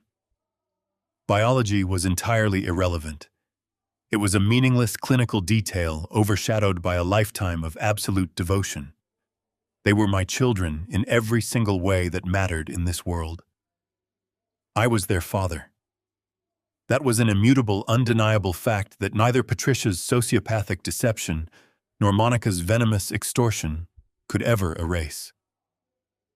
My profound love for them was not a vulnerability. It was my greatest strength. The heavy burden of betrayal suddenly lifted from my shoulders, replaced by a fierce, primal instinct to protect my offspring at any cost. Patricia had planned to liquidate the company and funnel the wealth into hidden offshore accounts, leaving Lucas and Rachel with absolutely nothing. She was willing to completely destroy their inheritance, their future security, just to maintain her comfortable, fraudulent existence. She was prepared to lock me in a high-security psychiatric facility and let my children believe their beloved father had simply lost his mind. I would never allow that to happen. I would not surrender the legacy I had built for them. The clear line separating the guilty from the innocent had been firmly drawn in my mind. Patricia and Monica were a rotting toxic infection that needed to be surgically and permanently removed from our lives, Lucas and Rachel were the healthy tissue that I needed to fiercely shield from the impending fallout. I opened my eyes, staring at the photograph one final time before carefully sliding it back into my leather wallet. The mourning period was officially over. I picked up the secure mobile phone from the glass desk.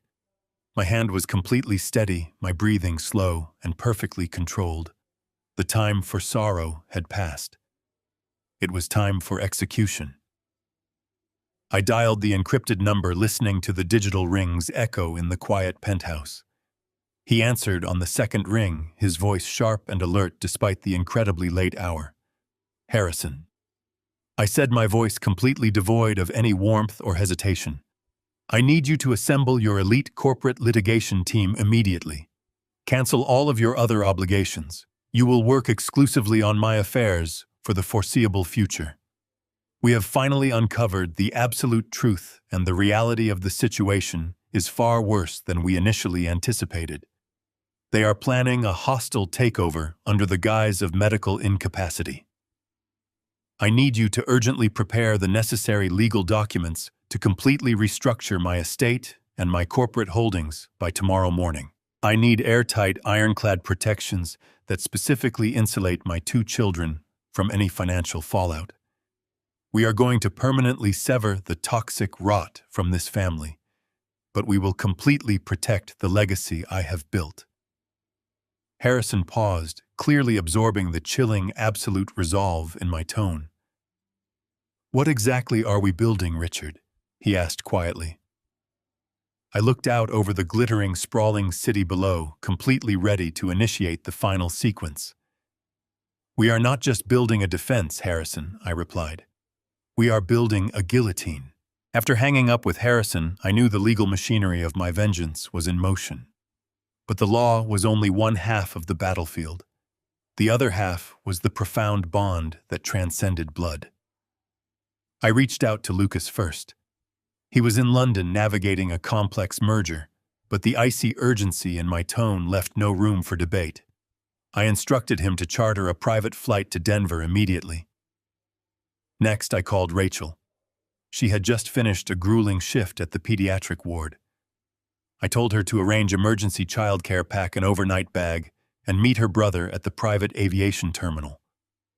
I gave them no details over the phone, offering only the chilling assurance that our family's survival depended on their immediate presence. Less than 24 hours later, they stood together in the expansive foyer of my penthouse suite. Lucas looked exhausted from the transatlantic flight. His tie loosened, his eyes sharp and questioning.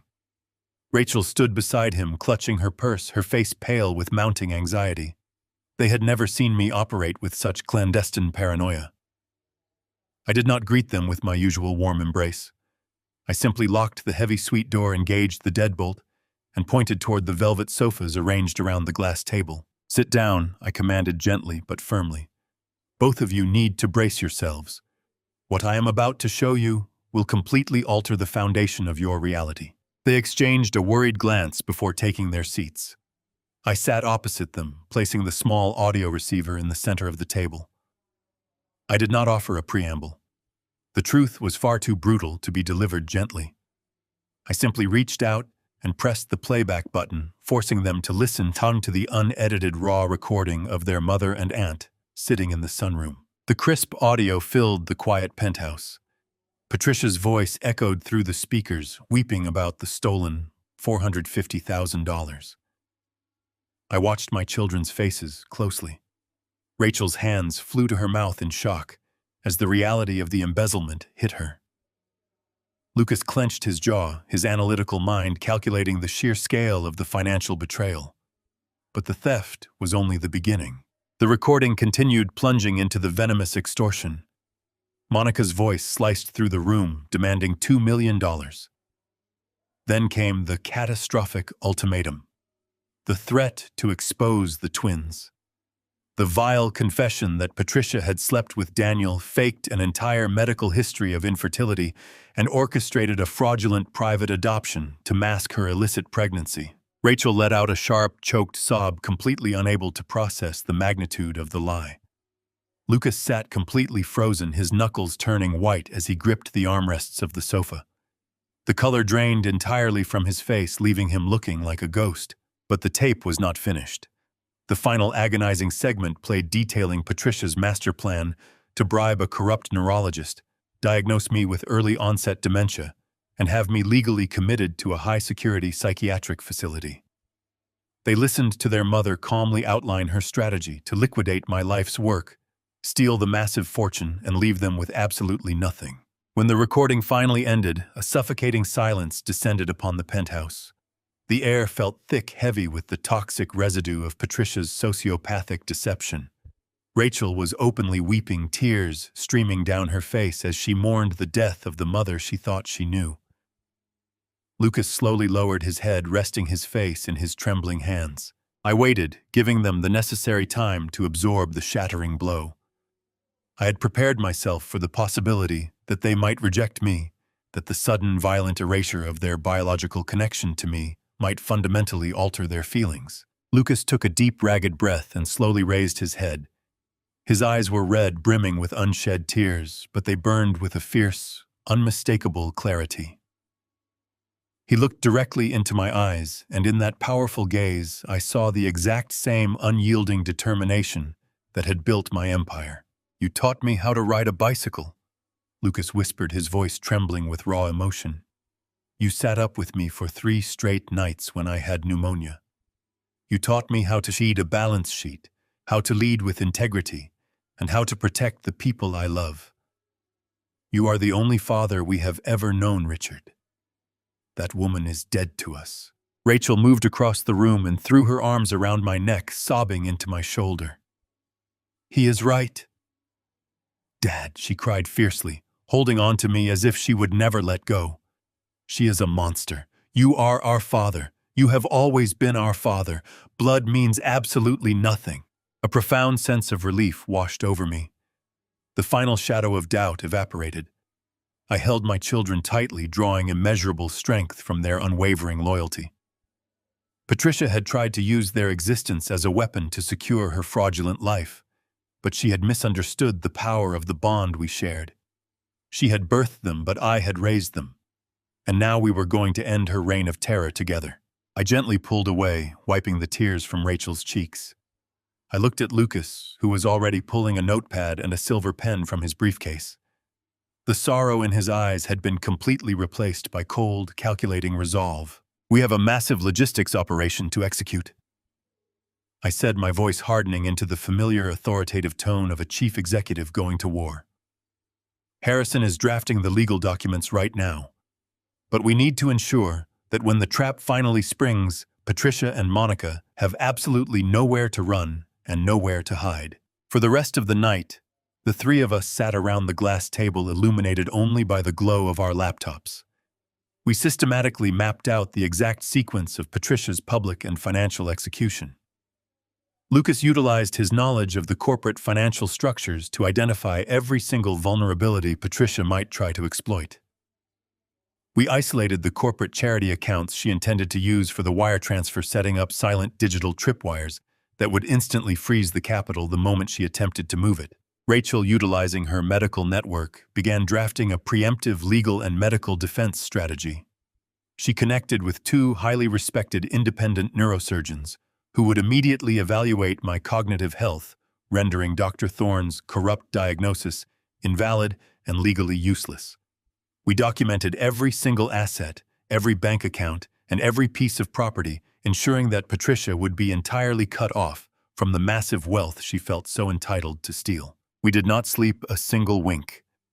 We drank black coffee and built a flawless, impenetrable fortress around our family legacy. By the time the sun began to rise over the jagged peaks of the Rocky Mountains, our master plan was complete. Patricia thought she was preparing to lock me away and steal my kingdom.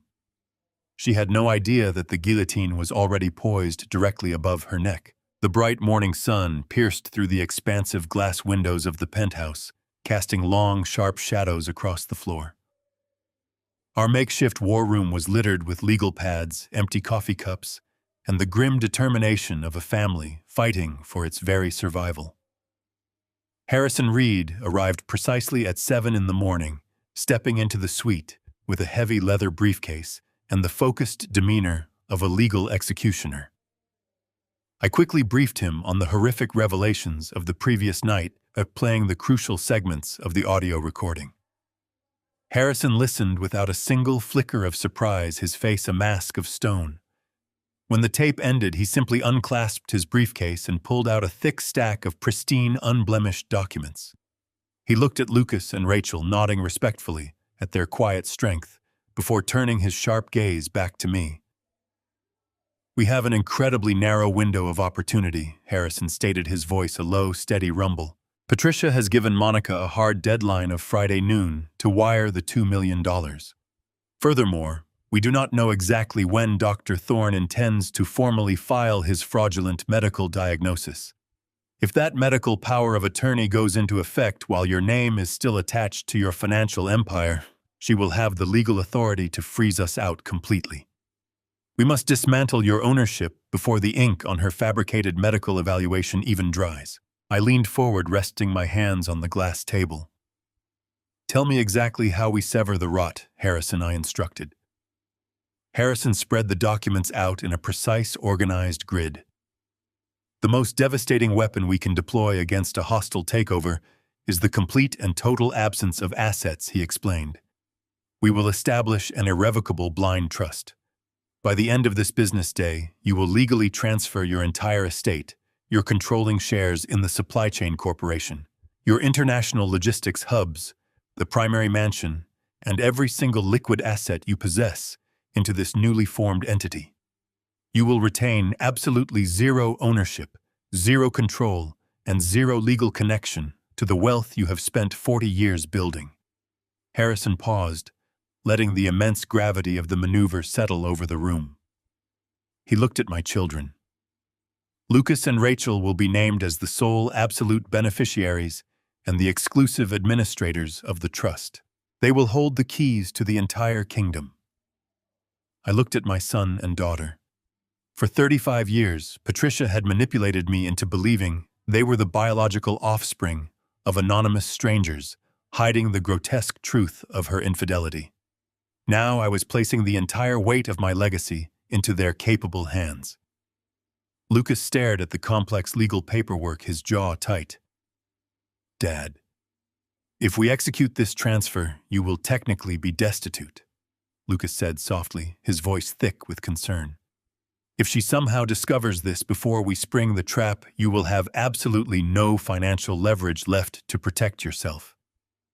I smiled, a cold, humorless expression that reflected the absolute certainty in my heart. "That is exactly the point, Lucas," I replied smoothly. "A bank robber cannot steal from an empty vault. Patricia is orchestrating a magnificent, highly illegal scheme to seize control of my $100 million fortune by having me declared mentally incompetent. But a medical power of attorney only grants her control over the assets I actually own. If I own absolutely nothing, her fraudulent medical directive becomes a useless piece of paper." Rachel reached across the table, her hand trembling slightly as she picked up the silver pen. "We will protect it, Dad," she vowed, her voice ringing with absolute conviction. "We will guard everything you built, and we will make sure that woman never touches another dime of your money." She signed her name on the heavy parchment, followed immediately by her brother. I took the pen next, moving methodically through the dense stack of legal declarations. With every signature, I systematically dismantled my own financial existence. I signed away the sprawling mansion where my false marriage had played out. I signed away the corporate holding accounts that fueled our lavish lifestyle. I signed away the international transportation fleets, the regional distribution centers, and the vast network of supply chain infrastructure I had built with my own blood and sweat. By the time the clock struck noon, the monumental legal maneuver was fully executed. Harrison gathered the signed documents, securing them safely back inside his leather briefcase. The irrevocable blind trust was now active and fully enforced.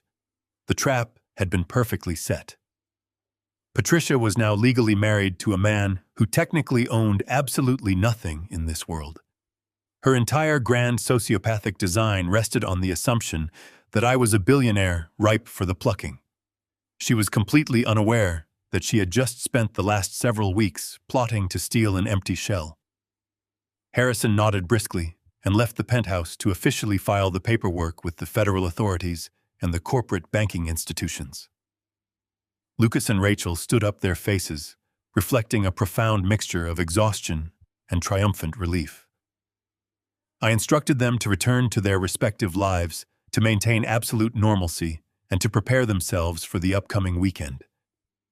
The final act of this tragedy was going to require flawless execution. Once the hotel room was finally empty, I packed my small suitcase with deliberate, measured movements. The suffocating weight of the past few days had completely vanished, replaced by a dark, exhilarating sense of anticipation. I checked out of the discreet downtown hotel, returned my anonymous rental vehicle, and retrieved my own car from the airport parking garage. I drove back toward the affluent suburbs, navigating the winding roads with a strange, profound sense of peace. The man who had left the mansion 3 days ago was a victim of extortion, blinded by decades of calculated deception. The man returning was a ghost, an empty vessel armed with the devastating truth. I pulled through the heavy iron gates of my property, parking my car in the expansive driveway. I walked through the grand front doors, plastering a tired, relieved smile onto my face. Patricia hurried down the grand staircase to greet me, her expression a perfect mask of devoted wifely concern. She wrapped her arms around my neck, breathing in the scent of my coat.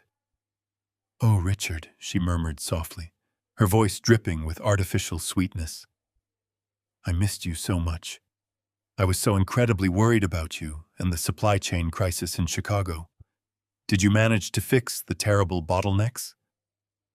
I returned her embrace, patting her back gently, while staring blankly over her shoulder at the antique grandfather clock in the hallway.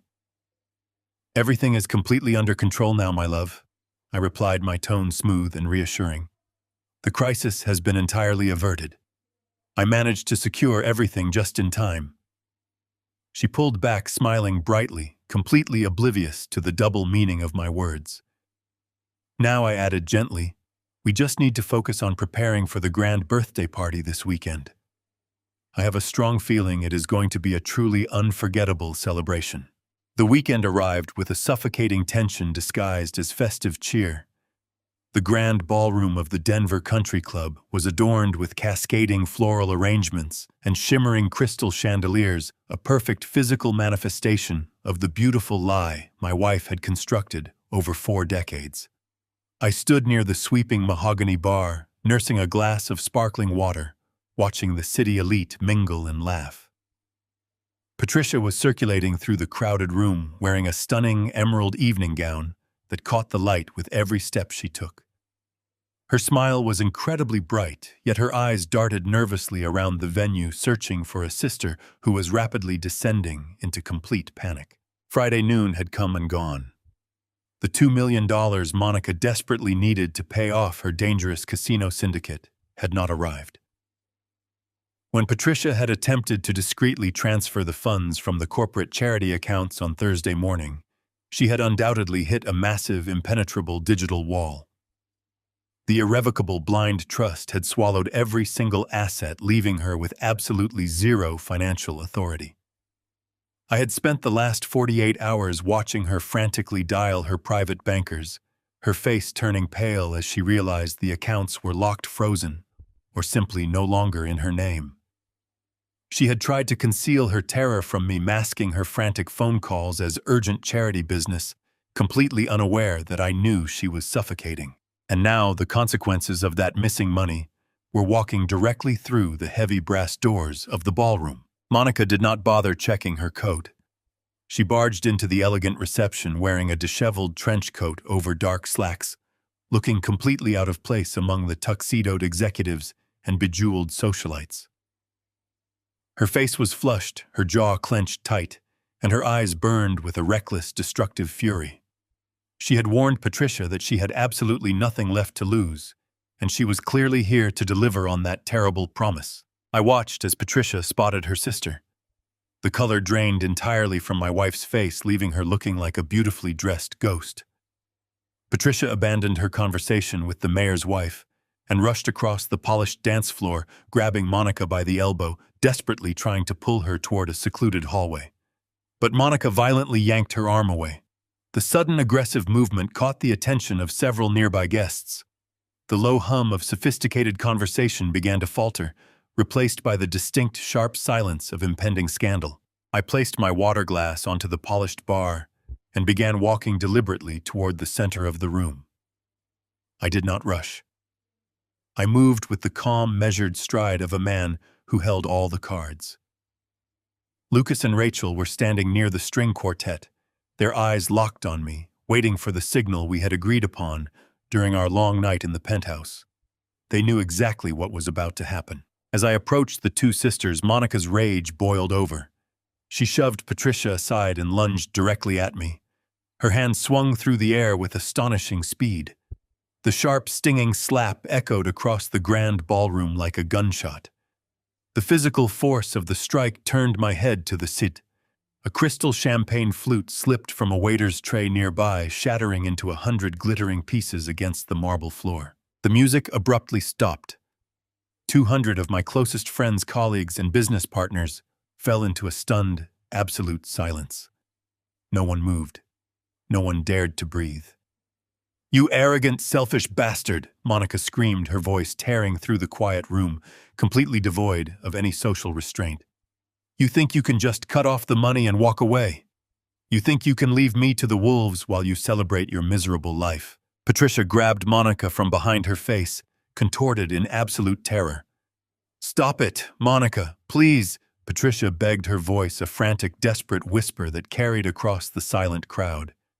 "You are ruining everything. I told you I will fix it. Just give me time. I just need more time." "You do not have any more time, and you do not have any more money." Monica shrieked violently, pushing her sister away again. She turned her wild, venomous gaze back to me, her chest heaving as she prepared to unleash the ultimate weapon she had held over our family for 35 years. "You parade around here like some noble, devoted patriarch, Richard. You show off these children like they are your greatest achievement. You are nothing but a pathetic, blind fool." The guests began to murmur, stepping back slightly instinctively, creating a wide circle around the spectacle.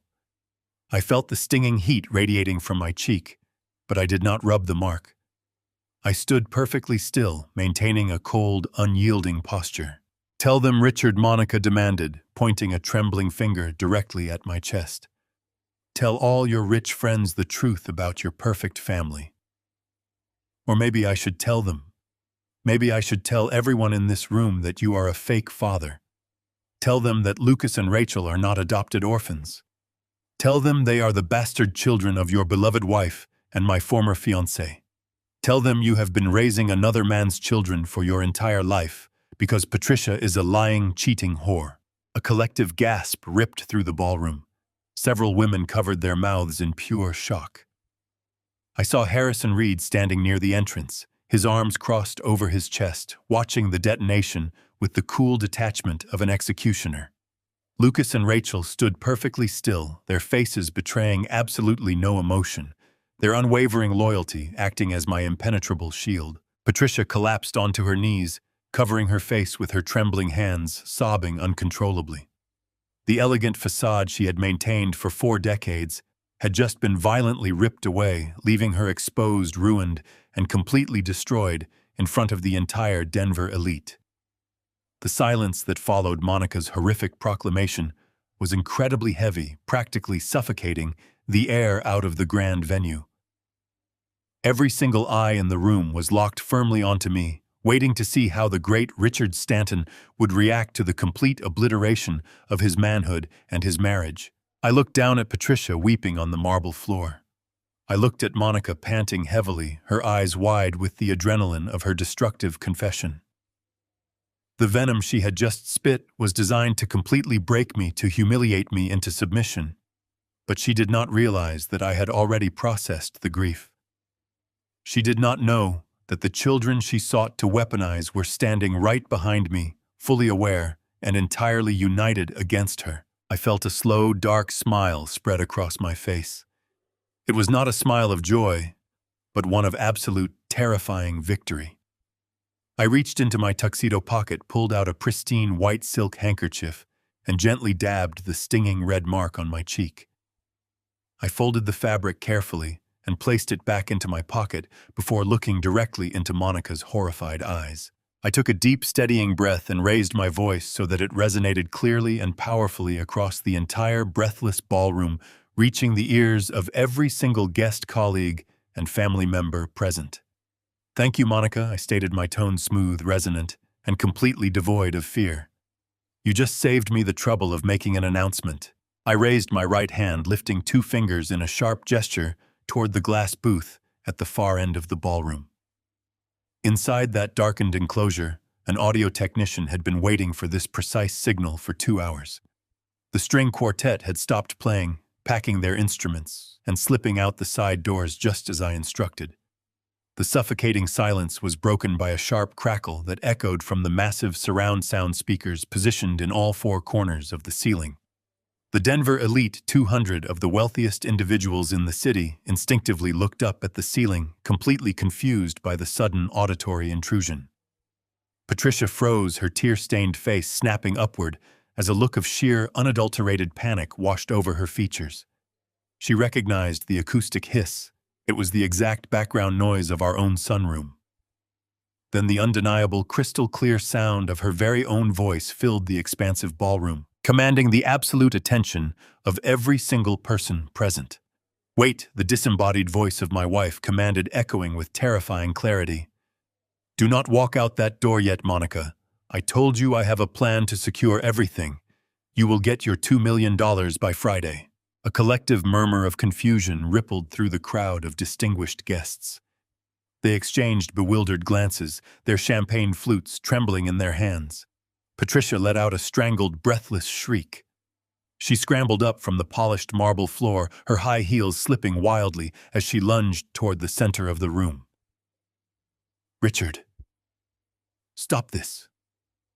Right now," she screamed, her voice completely cracking under the immense weight of her mounting hysteria. "Turn it off!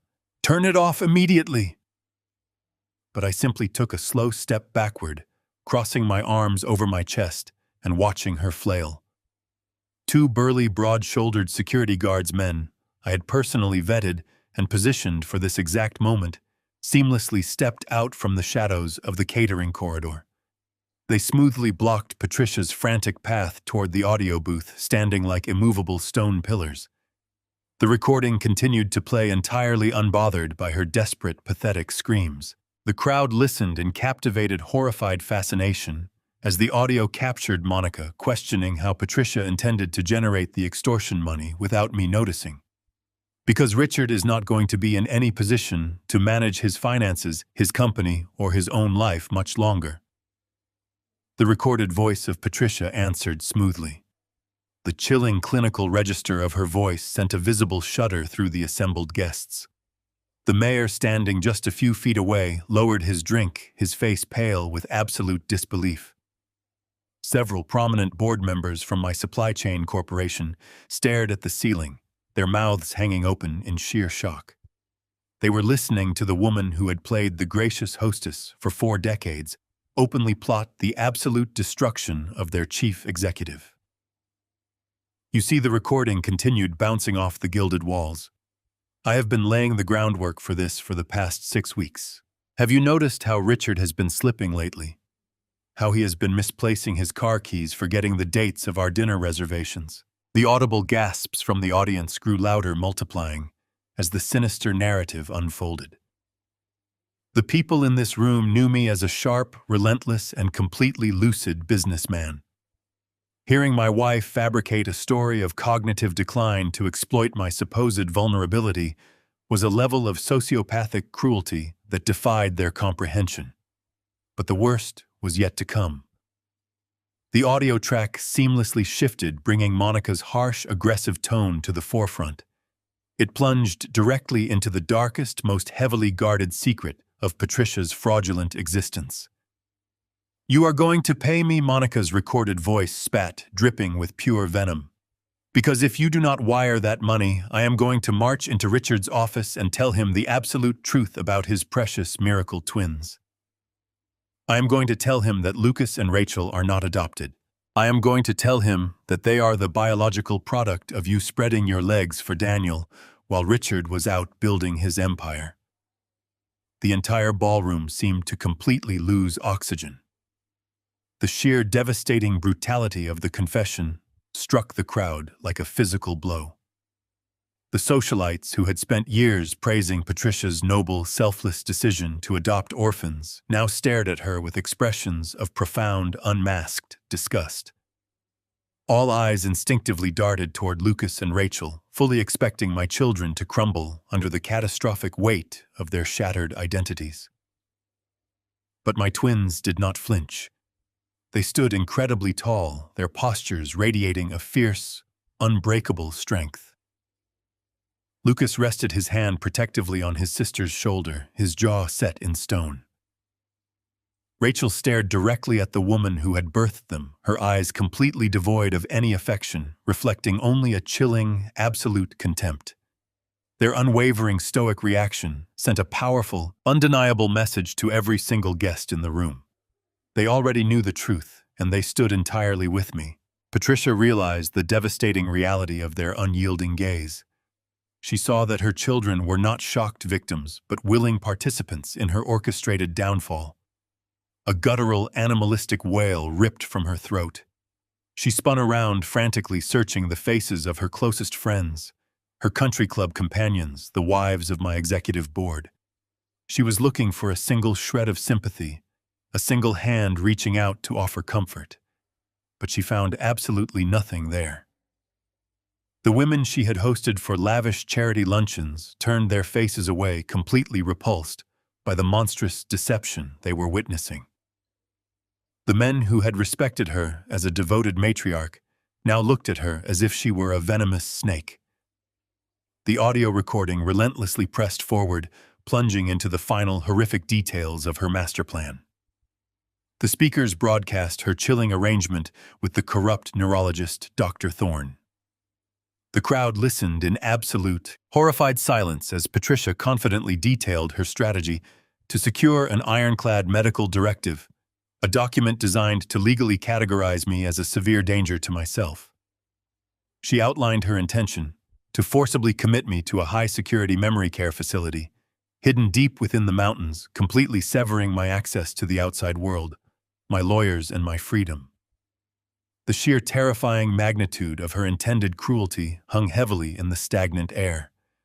The recording finally captured her ultimate goal. Her promise to initiate a hostile takeover, liquidate my entire $100 million logistics empire, and funnel the massive fortune into untraceable offshore accounts. As the final sinister echoes of her recorded promises faded into the speakers, the audio technician abruptly cut the feed. A deafening, absolute silence crashed down upon the grand ballroom.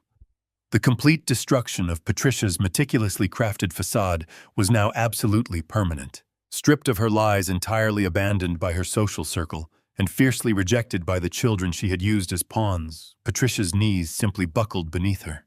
She collapsed onto the cold marble floor, her magnificent emerald gown pooling around her shaking frame, weeping into the empty void of her ruined life. The sound of Patricia sobbing uncontrollably against the polished marble floor was the only noise echoing through the massive ballroom. The crowd of Denver elites remained entirely paralyzed, trapped in a state of profound shock. These individuals lacked a social protocol for witnessing the dismantling of a family dynasty in real time. I looked down at the woman who had shared my home, my bed, and my life for 40 years. The elegant matriarch had completely vanished, replaced by a shivering stranger who watched her fraudulent universe shatter. From the periphery of my vision, I noticed movement. The crowd silently parted as Harrison Reed stepped forward from the shadows near the grand entrance. He moved with the calm grace of a legal executioner whose moment had finally arrived. He did not look at the weeping woman on the floor. His sharp, calculating eyes were fixed entirely on me. He stopped exactly 2 feet away, offering a crisp, respectful nod before opening his heavy leather briefcase. He reached inside and withdrew a thick, meticulously organized stack of manila folders, handing them to me with absolute precision. "Thank you, Harrison," I said softly, the sound of my voice cutting through the heavy silence of the room. I weighed the heavy folders in my hands for a brief moment, feeling the immense power contained within those pages. They represented the culmination of my sleepless nights, the manifestation of the guillotine I had promised to build. I took a slow step toward Patricia, stopping just inches from where she knelt. She raised her head, her mascara running down her pale cheeks in dark, jagged rivers. Her eyes were wide with a terrifying mixture of shame, confusion, and a desperate hope that she could manipulate her way out. "Richard, please," she choked out, her voice a fragile whimper. "You have to listen to me. I was trapped. I never meant for any of this to happen. I just wanted to protect our family." I did not offer her a single ounce of pity. I simply let the first manila folder slip from my fingers. It landed in front of her knees with a heavy thud. "Those are the formal divorce filings, Patricia," I announced, my voice ringing out clearly so that every guest could hear the finality in my words. "They cite irreconcilable differences, gross financial misconduct, and severe emotional abuse. But that is merely the beginning of your new reality."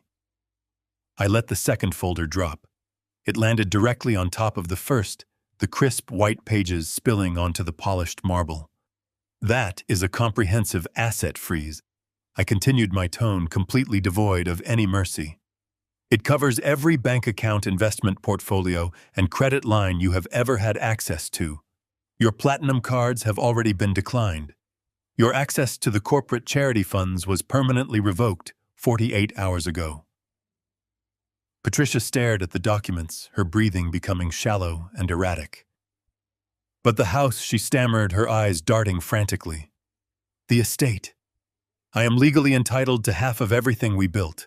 I smiled down at her, an expression that shattered her final remaining illusion. "You are entitled to absolutely nothing." I corrected her, delivering the final, fatal blow. "While you were bribing a corrupt neurologist to have me committed, I was executing a flawless legal maneuver. Before Dr. Thorne could draft his fraudulent evaluation, I transferred my entire estate, the mansion, the supply chain corporation, and every liquid asset I possess, into an irrevocable blind trust." The crowd gasped the ruthlessness of the strategy, instantly registering among the wealthy executives. "You are officially married to a man who owns nothing on paper," I explained, watching the devastating truth register in her eyes. "And the sole absolute beneficiaries of that trust are Lucas and Rachel, the children you lied to, the children you intended to leave destitute. They control the kingdom now, and they have instructed Harrison to ensure you never receive a single penny of their inheritance."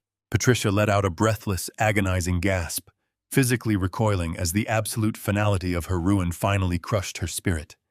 She looked frantically toward Lucas and Rachel, seeking a shred of the maternal bond she had exploited for decades. Lucas met her gaze with pure ice, while Rachel turned her face away, utterly repulsed by the woman kneeling on the floor. There would be no forgiveness, no reconciliation, and absolutely no financial rescue. Patricia was completely, permanently alone, isolated in a prison of her own making, stripped of her wealth, her status, and her family. She lowered her head back to the floor, her shoulders shaking violently as she wept into the scattered legal documents that signaled the end of her existence. While Patricia remained paralyzed by financial destruction, Monica suddenly realized that the walls were rapidly closing in around her. The venomous energy that had fueled her dramatic confrontation evaporated, replaced by a raw, primal panic. She had failed to secure the $2 million. The dangerous casino syndicate would be looking for her by morning, and her sister was powerless to offer another bailout. Monica backed away from the center, her eyes darting frantically toward the heavy brass exit doors at the far end. She thought she could simply slip away into the night to escape the catastrophic fallout she had triggered. She spun around and began to sprint, pushing past the shocked guests in a desperate bid for freedom, but her escape was abruptly cut short. Just as Monica reached out to push the brass handles, the heavy oak doors violently swung open from the outside. The sudden, forceful movement sent Monica stumbling backward in shock. Two tall, broad-shouldered men wearing dark suits and stern expressions stepped into the grand ballroom. Their presence instantly altered the atmosphere, replacing high society drama with the stark reality of federal law enforcement. The first man reached into his pocket, flipping open a leather wallet to reveal a gleaming gold badge. He looked directly at the trembling woman, desperately trying to back away.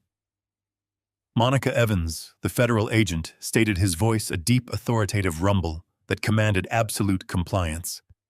"We are with the Federal Bureau of Investigation. We received a highly detailed tip from Victor Cole regarding a plot involving interstate extortion wire fraud and a conspiracy to commit medical malpractice."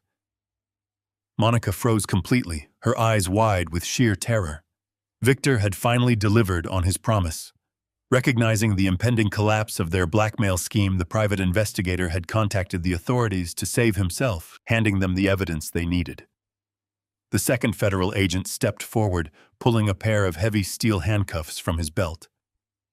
The metallic clinking sound echoed loudly across the silent, captivated ballroom. "You are under arrest," the agent continued, grabbing Monica by the arm and forcefully turning her around. "You have the right to remain silent. Anything you say can and will be used against you in a court of law."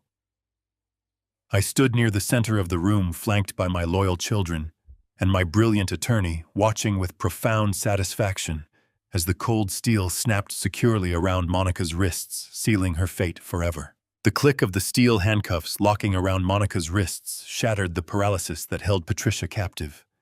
As two federal agents firmly grasped Monica by her arms, reading her the Miranda rights in a monotonous drone, the harsh reality of federal prison descended upon the room.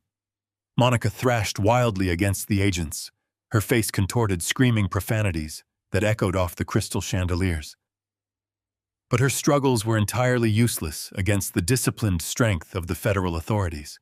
Patricia watched her sister being subdued, her wide, tear-streaked eyes darting frantically around the grand ballroom. The luxurious empire she had meticulously managed for 4 decades had completely dissolved into dust. The wealth was gone. The social standing was eradicated. Her criminal co-conspirator was being hauled away to face decades behind bars. In a final act of sheer desperation, Patricia turned her attention away from the federal agents and focused entirely on the 2 individuals she believed she still owned. She dragged her knees across the cold, polished marble floor, her expensive emerald evening gown tearing as it caught beneath her shifting weight. She crawled directly toward Lucas and Rachel, her hands outstretched in a grotesque display of maternal begging. The crowd of Denver elite watched in absolute horror as the former matriarch of the Stanton family reduced herself to a groveling, weeping shell. "Lucas." Patricia sobbed, her voice a ragged wheeze. "Rachel, my beautiful babies, you have to help me. You have to make him stop this madness. I am your mother. I am the woman who gave you life. You share my blood. You cannot just stand there and let him throw me away like a piece of garbage. I did all of this for you. Everything I did was to secure our future together. Please, you have to talk to him. You have to make him see reason. I am your real mother." She reached out, her trembling fingers violently grabbing the hem of Rachel's elegant silk dress. Rachel did not flinch.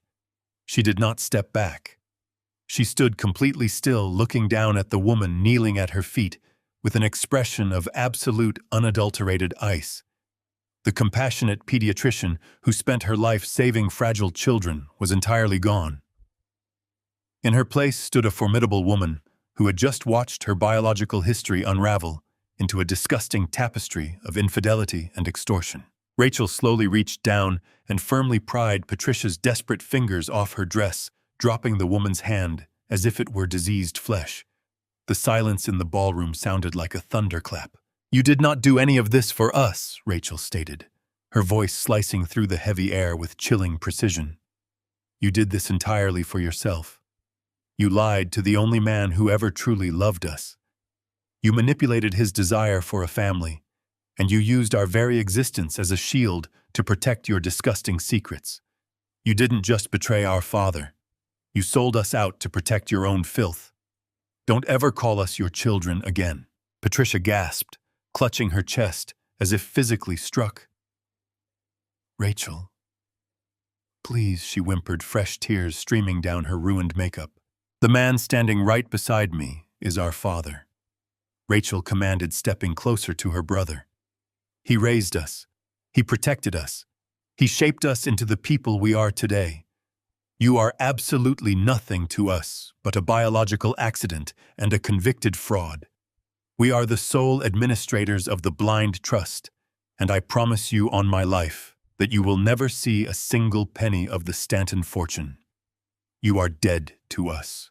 Lucas nodded in absolute agreement, his jaw clenched tight. He looked down at Patricia with a gaze devoid of any pity or hesitation. "It is completely over, Patricia," Lucas said, his tone reflecting the ruthless efficiency of a corporate executive terminating a toxic liability. "Do not ever try to contact us again." The sheer finality in their voices crushed the last remaining spark of hope in Patricia's eyes. She collapsed forward, her forehead resting against the cold marble, wailing into the empty void of her absolute ruin. She had gambled her entire existence on the assumption that biology would somehow override loyalty. She had been disastrously, permanently wrong. I looked at my children, feeling an overwhelming, profound sense of pride. They had faced the ultimate test of their character, and proven that the values I instilled in them were stronger than any biological deception. They were Stantons in every single way that mattered. There was only one final step left to execute. I raised my right hand into the air and loudly snapped my fingers. The sharp, percussive sound echoed across the silent ballroom, acting as the absolute final command of the evening. Instantly, 6 guards stepped forward from the perimeter of the room. They moved with precision, closing in on the chaotic scene. 2 guards flanked the federal agents, assisting them as they forcefully marched the struggling Monica toward the grand exit. Monica continued to scream, hurling insults, but her voice was muffled as the heavy oak doors swung open to the night. The security guards surrounded Patricia. They did not offer her a moment to compose herself or gather her shredded dignity. 2 guards grabbed her by the arms, hauling her up from the marble floor with force. She thrashed wildly, her gown twisting around her legs. "Richard, no," she wailed, her eyes locking onto mine as they dragged her backward. "You cannot do this. This is my house. You own nothing," I replied coldly, my voice carrying over her hysterical screams. "And you are no longer welcome here ever again." The guests watched in stunned, absolute silence as the 2 disgraced sisters were physically removed from the venue. The wealthy Denver elite stood completely paralyzed, bearing witness to the terrifying downfall of the woman who had deceived them all. The massive, heavy oak doors were thrown wide open, letting in the cool, crisp night air. The security guards literally tossed Patricia out onto the hard pavement of the grand driveway, directly beside the flashing federal vehicles where Monica was currently being shoved into the back seat of a dark government sedan. Patricia hit the ground hard, scraping her knees and tearing the delicate fabric of her expensive gown. She scrambled to her feet, sobbing violently, surrounded by the flashing police lights and the imposing figures of my private security detail. The heavy oak doors of the mansion slowly began to swing shut, permanently locking her out of paradise. I stood perfectly still in the center of the silent ballroom, straightening my tuxedo jacket. I looked at Lucas, who offered a firm nod. I looked at Rachel, who took a deep, calming breath and gave me a soft, loving smile. The cancer had been entirely eradicated. The immense empire was fully secured. The war was officially over, and the future was entirely ours. It was a victory built on the ashes of deception, but it was absolute. We had protected our legacy and severed the poison completely. My children stood by my side, their unwavering loyalty, proving that family is forged through love, not blood. I took their hands, turning my back on the heavy doors, and we walked together into the brilliant, unclouded reality of our new life, leaving the dark past far behind us forever. 6 months have passed since that spectacular night in Denver.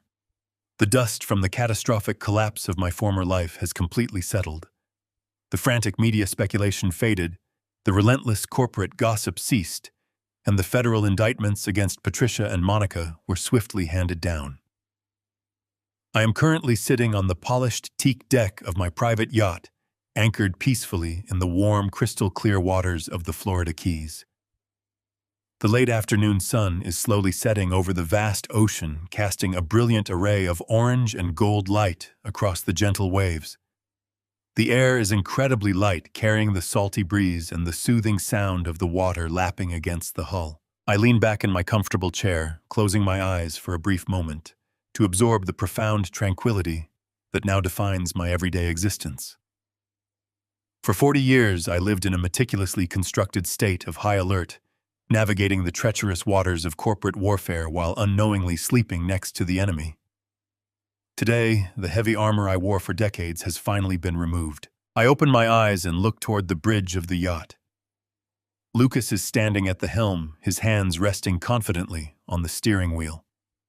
He is wearing a simple white linen shirt, his face relaxed and entirely free from the crushing stress of the European logistics division. He looks genuinely happy, completely unburdened by the dark legacy his biological mother tried to force upon him. Rachel walks out from the main cabin holding a silver tray with 3 crystal glasses. She is smiling radiantly, her hair catching the warm ocean breeze as she pours the aged whiskey I saved for this specific occasion. I watch my 2 extraordinary children, and a profound realization washes over my soul. The brutal amputation of the toxic elements in my life did not destroy my family. It actually saved it. By completely severing Patricia and Monica from our world, I removed the silent poison that had been slowly infecting our foundation. I remember the early days of my career, the desperate struggle to build wealth, believing that money was the ultimate shield against the world. I thought providing a life of boundless luxury would guarantee happiness and secure an unshakable bond. Instead, it only attracted parasites who viewed my generosity as an endless resource to be brutally exploited. True security does not come from bank balances or sprawling mansions. It comes from the profound knowledge that the people sitting beside you will fight alongside you when the world turns dark, refusing to run when the battle becomes terrifyingly real. That is my genuine true wealth.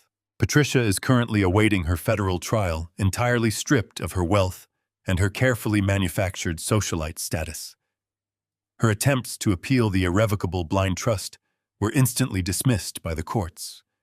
The financial guillotine we built in the penthouse suite functioned perfectly, severing her from my empire with ruthless surgical precision. She lives in a modest rented apartment facing the severe legal consequences of interstate wire fraud and conspiracy. Monica remains in federal custody, her desperate casino debts finally catching up to her in the most spectacular fashion. I take the cool crystal glass from Rachel, offering her a soft, loving smile. Lucas secures the anchor and steps down to join us on the deck. We raise our glasses together in the fading sunlight, clinking the crystal in a quiet, powerful celebration of our absolute victory. I have never been happier, nor have I ever felt more legally and financially secure. But the greatest treasure I possess is not the massive corporate empire or the offshore accounts. It is the absolute unwavering loyalty of the children I raised. They stood by me when the truth threatened to shatter their entire identities, proving that the foundation of our family was built on unbreakable bedrock. The storm is finally over. Blood does not forge a true family. Unwavering loyalty, shared sacrifices, and unconditional love do. When the people you trust the most use your devotion as a weapon to exploit your vulnerabilities, the most powerful response is never a public screaming match. It is cold, calculated, and absolute preparation. You must never let sentimentality blind you to the devastating reality of deep betrayal. Protect your hard-earned legacy, fiercely guard your inner peace, and always remember that sometimes mercilessly amputating the infectious rot from your life is the singular only way left to permanently save the entire healthy living body. To the men listening, Never ignore the red flags inside your own home. Protect what you have built. What would you have done in my shoes? Drop your honest thoughts in the comments, hit subscribe, and share this video. Stay vigilant, and I will see you in the next story.